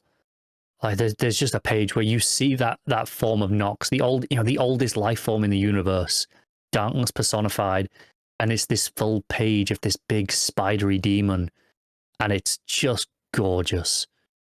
And it's so good. I loved this issue. I'm really looking forward to the next one. I can't wait to see how it wraps up with all this story so far. This is like a 8.5 out of 10. Okay. Well, that will bring us on to the final part of the show, where we pick our favorite books of the week, favorite art, favorite cover, favorite panel/moment, all that stuff. What was your panel/moment of the week? I forgot to look at any of this stuff, so give me a second. I mean, it's not like you just comb through all the books looking for a panel at the end, is it? No, but I usually do a quick skim just to remind myself of standout panels, because it's easy. It's the first page of World's Finest. I mean, that was pretty good. Yeah, I can't argue with that. Yeah, I don't know what I'm picking, actually. I don't know if I there's a lot of panels I could pick from the first night just for how good they look. And that may be where I lean to, because I don't know if there's anything that impacted me in and of itself from a story perspective quite as much this week. At least it stands out as like sort of that's the moment of the week type of thing. Yeah. So yeah, I'll go first night, and I will go probably with yeah, I'll go with him jumping on the van or the truck that's transporting the bad guy to the prison, like halfway through. It's a really pretty bit of art. That's just really all it came down to me for this week. Covers of the week. The regular first night cover is gorgeous again. They've obviously all been very similar in style, but it's been a very consistent, pretty sort of, kind of prestige looking. First night, every cover for that book is gorgeous. Yeah. So main Wonder Woman cover is solid. I also like the variant by Julian Totino Tedesco, which is the one with the jacket and the pants. You're not a big fan of the Sejic cover? I clicked on it and was all excited because of Cedric, and it does look mostly good, but I do think the overly smiley face syndrome that he sometimes has is creeping into this one. Do you know, I've never read any of Cedric's, his own stuff that he does. Yeah. But every so often I'll see little like snippets on Twitter because people are posting it, and this is exactly what I think of as one of his female characters from those books. It's just that book with a Wonder Woman outfit. And that's not a bad thing necessarily, because that's his style, right? Yeah. But it's not necessarily Wonder Woman in the same way, if that makes sense. Yeah. I also like the variant on Nightwing from Aaron Campbell, which is kind of moody and stylish. If I'm picking one, though, I will go with the Wonder Woman variant, the Tedesco one. It's just really nice art style. Because Sampere's won a few of these covers for me, as has First Night, and I feel like this one just sticks out. It's been a little bit different to those. They're both not easy choices necessarily, but really solid, obvious. Like they stand out as like, oh, these are a nice cover. Like that Sampere one with the way he uses the negative space, for example, right? Yeah, he's done that every issue. I think First Night does the same with its negative space to form the shape of Batman. In different ways, though. They both use negative space, but they're both doing it in different ways. They are, yes. But yeah, I think it's notable that both those two covers that stand out as easy picks are ones playing with negative space. Yeah. For me, I'm looking at Nightwing covers though. Yeah. That's some good. I was just going to say, like, I'm not even particularly fond of this type of Wonder Woman outfit, but I just think the cover looks really good. So, you want the skirt or the because that outfit's not it's just the battle pants, isn't it? Wait, what? Is that what you're thinking when you're saying you're not that fond of that Wonder Woman outfit? The pants. You prefer the skirt. Yeah, if you can call it a skirt, I would say. I guess it's kind of a skirt, but I would say it's more like, because it's layered. It's more like the bottom of like a Roman's like warrior outfit than it is a skirt to me. But it's a skirt. It's fine. Okay, fine. Yeah. Yeah, but it's a different. But it's very different to see like a Supergirl skirt, which is just a skirt. Okay, yeah, sure. The battle skirt, then, shall we? Battle skirt, yeah, it's a battle skirt. We'll compromise. Give it some respect. Yeah, it's the battle skirt. Sorry. All right, what are you picking? It's definitely a Nightwing cover. Interesting, though, the one you pointed out, the Aaron Campbell one, I think is my least favourite of all 4 Nightwing covers. Oh, very good. I do like the Sampere one a lot. I like the way it ties into the issue with the snow, the mountains, playing into becoming his logo. I think that's quite a inventive use. But I am going to be a little bit boring for the Dan Mora one. I think it's the most simple cover. It is just having in a pose, but like that mid jump, I just think it just looks really stylish. But he doesn't jump in this issue though, so it's a bit misleading. Yeah, that was just maybe he jumps at the start. He just that was just a joke. Yeah, I know it doesn't matter. I was just trying to be facetious. All right, art of the week. I'm not allowed to pick my Patreon book, am I? No, you're not. No. Oh, okay, right. In that case, then it's War Journal. Nothing else comes close. Even Perkins on First Night doesn't come close to Montos doing the because he's juggling the two styles in that. Yeah, I think I'm still going Perkins for me. To be fair, there was a lot of good art this week. Like there was a lot of solid books for art. It's Sampere and Wonder Woman was fantastic.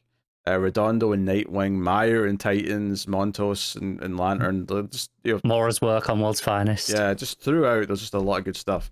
But Perkins... I feel a little bit bad for Superman being like the only book that hasn't got mentioned with its art. And it wasn't even that bad. It was just like, it's fine. To be fair, we didn't mention Kong. Yeah, we didn't mention that one either.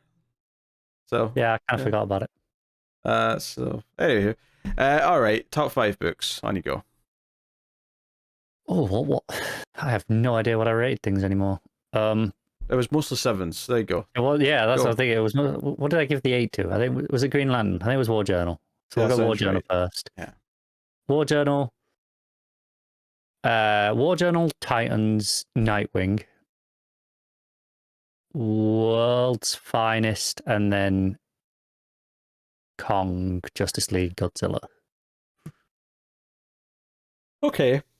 Yeah. All right. 1 for me's First Night. 2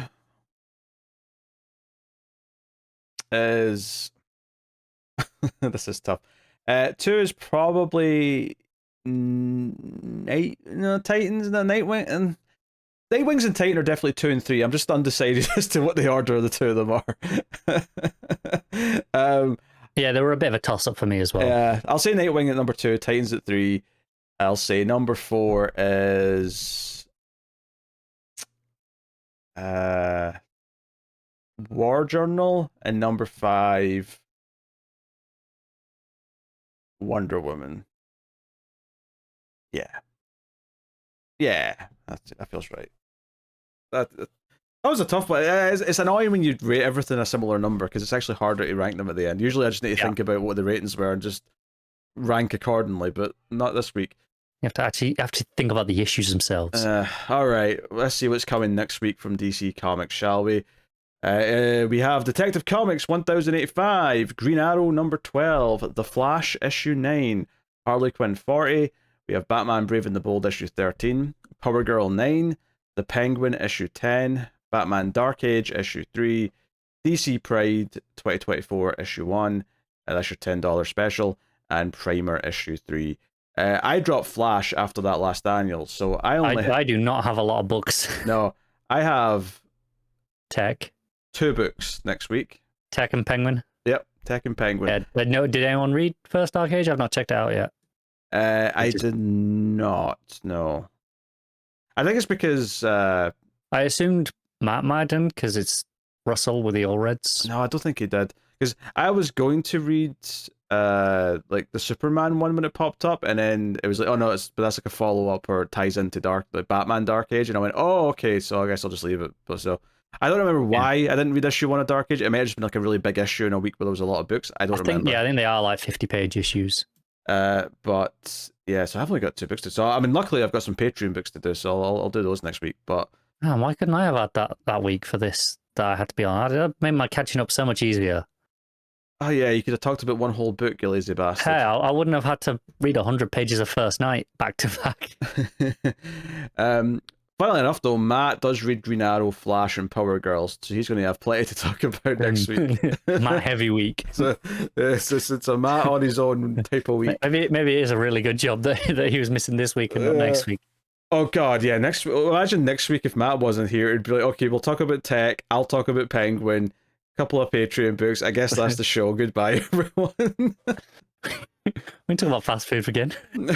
Luckily, we got Absolute Power starting in a couple of months, and we'll get tie-ins to that. So the schedule will flood a little bit. A couple of months. That's a while away yet. It's August, I think. So it's not too much. Yeah. We got two months of regular scheduled programming till then. Yeah, it's fine. We have a busy 6 weeks here in the UK to keep us occupied anyway. What, because of the election? Yeah, there's just going to be constant nonsense Not busy though. It keeps me busy. I'll show up to vote on the day, and that'll be it. Honestly, just keeping up with day one of the first 2 days of the campaign kept me busy. Did you see how much that the Tories managed to beautifully mess up in 2 days? I did not, but we're not starting this tangent at the end of the show, you prick. Like, we've been here for 3 hours. It's time. All I'm saying is, who sends their leader to the Titanic shipyard on day 2 of an election campaign? Someone who sees where it's heading. Oh, yes, I know. The journalist literally asked him, "Are you captaining a sinking ship?" That's the show, everyone. That's been Comics From The Multiverse. Matt should be back next week, and should be. He will be. We will be. Yes. You know, we'll talk about comics. It'll be fun. It'll be fine. We'll see you then. You can, of course, support all the content over at patreon.com/MailFuzzTV. Helps keep everything going, keeps the lights on, all the usual stuff. But that is the show, so thank you very much for joining us. We do appreciate it. Keep reading DC Comics, and remember to never get lost in the Speed Force.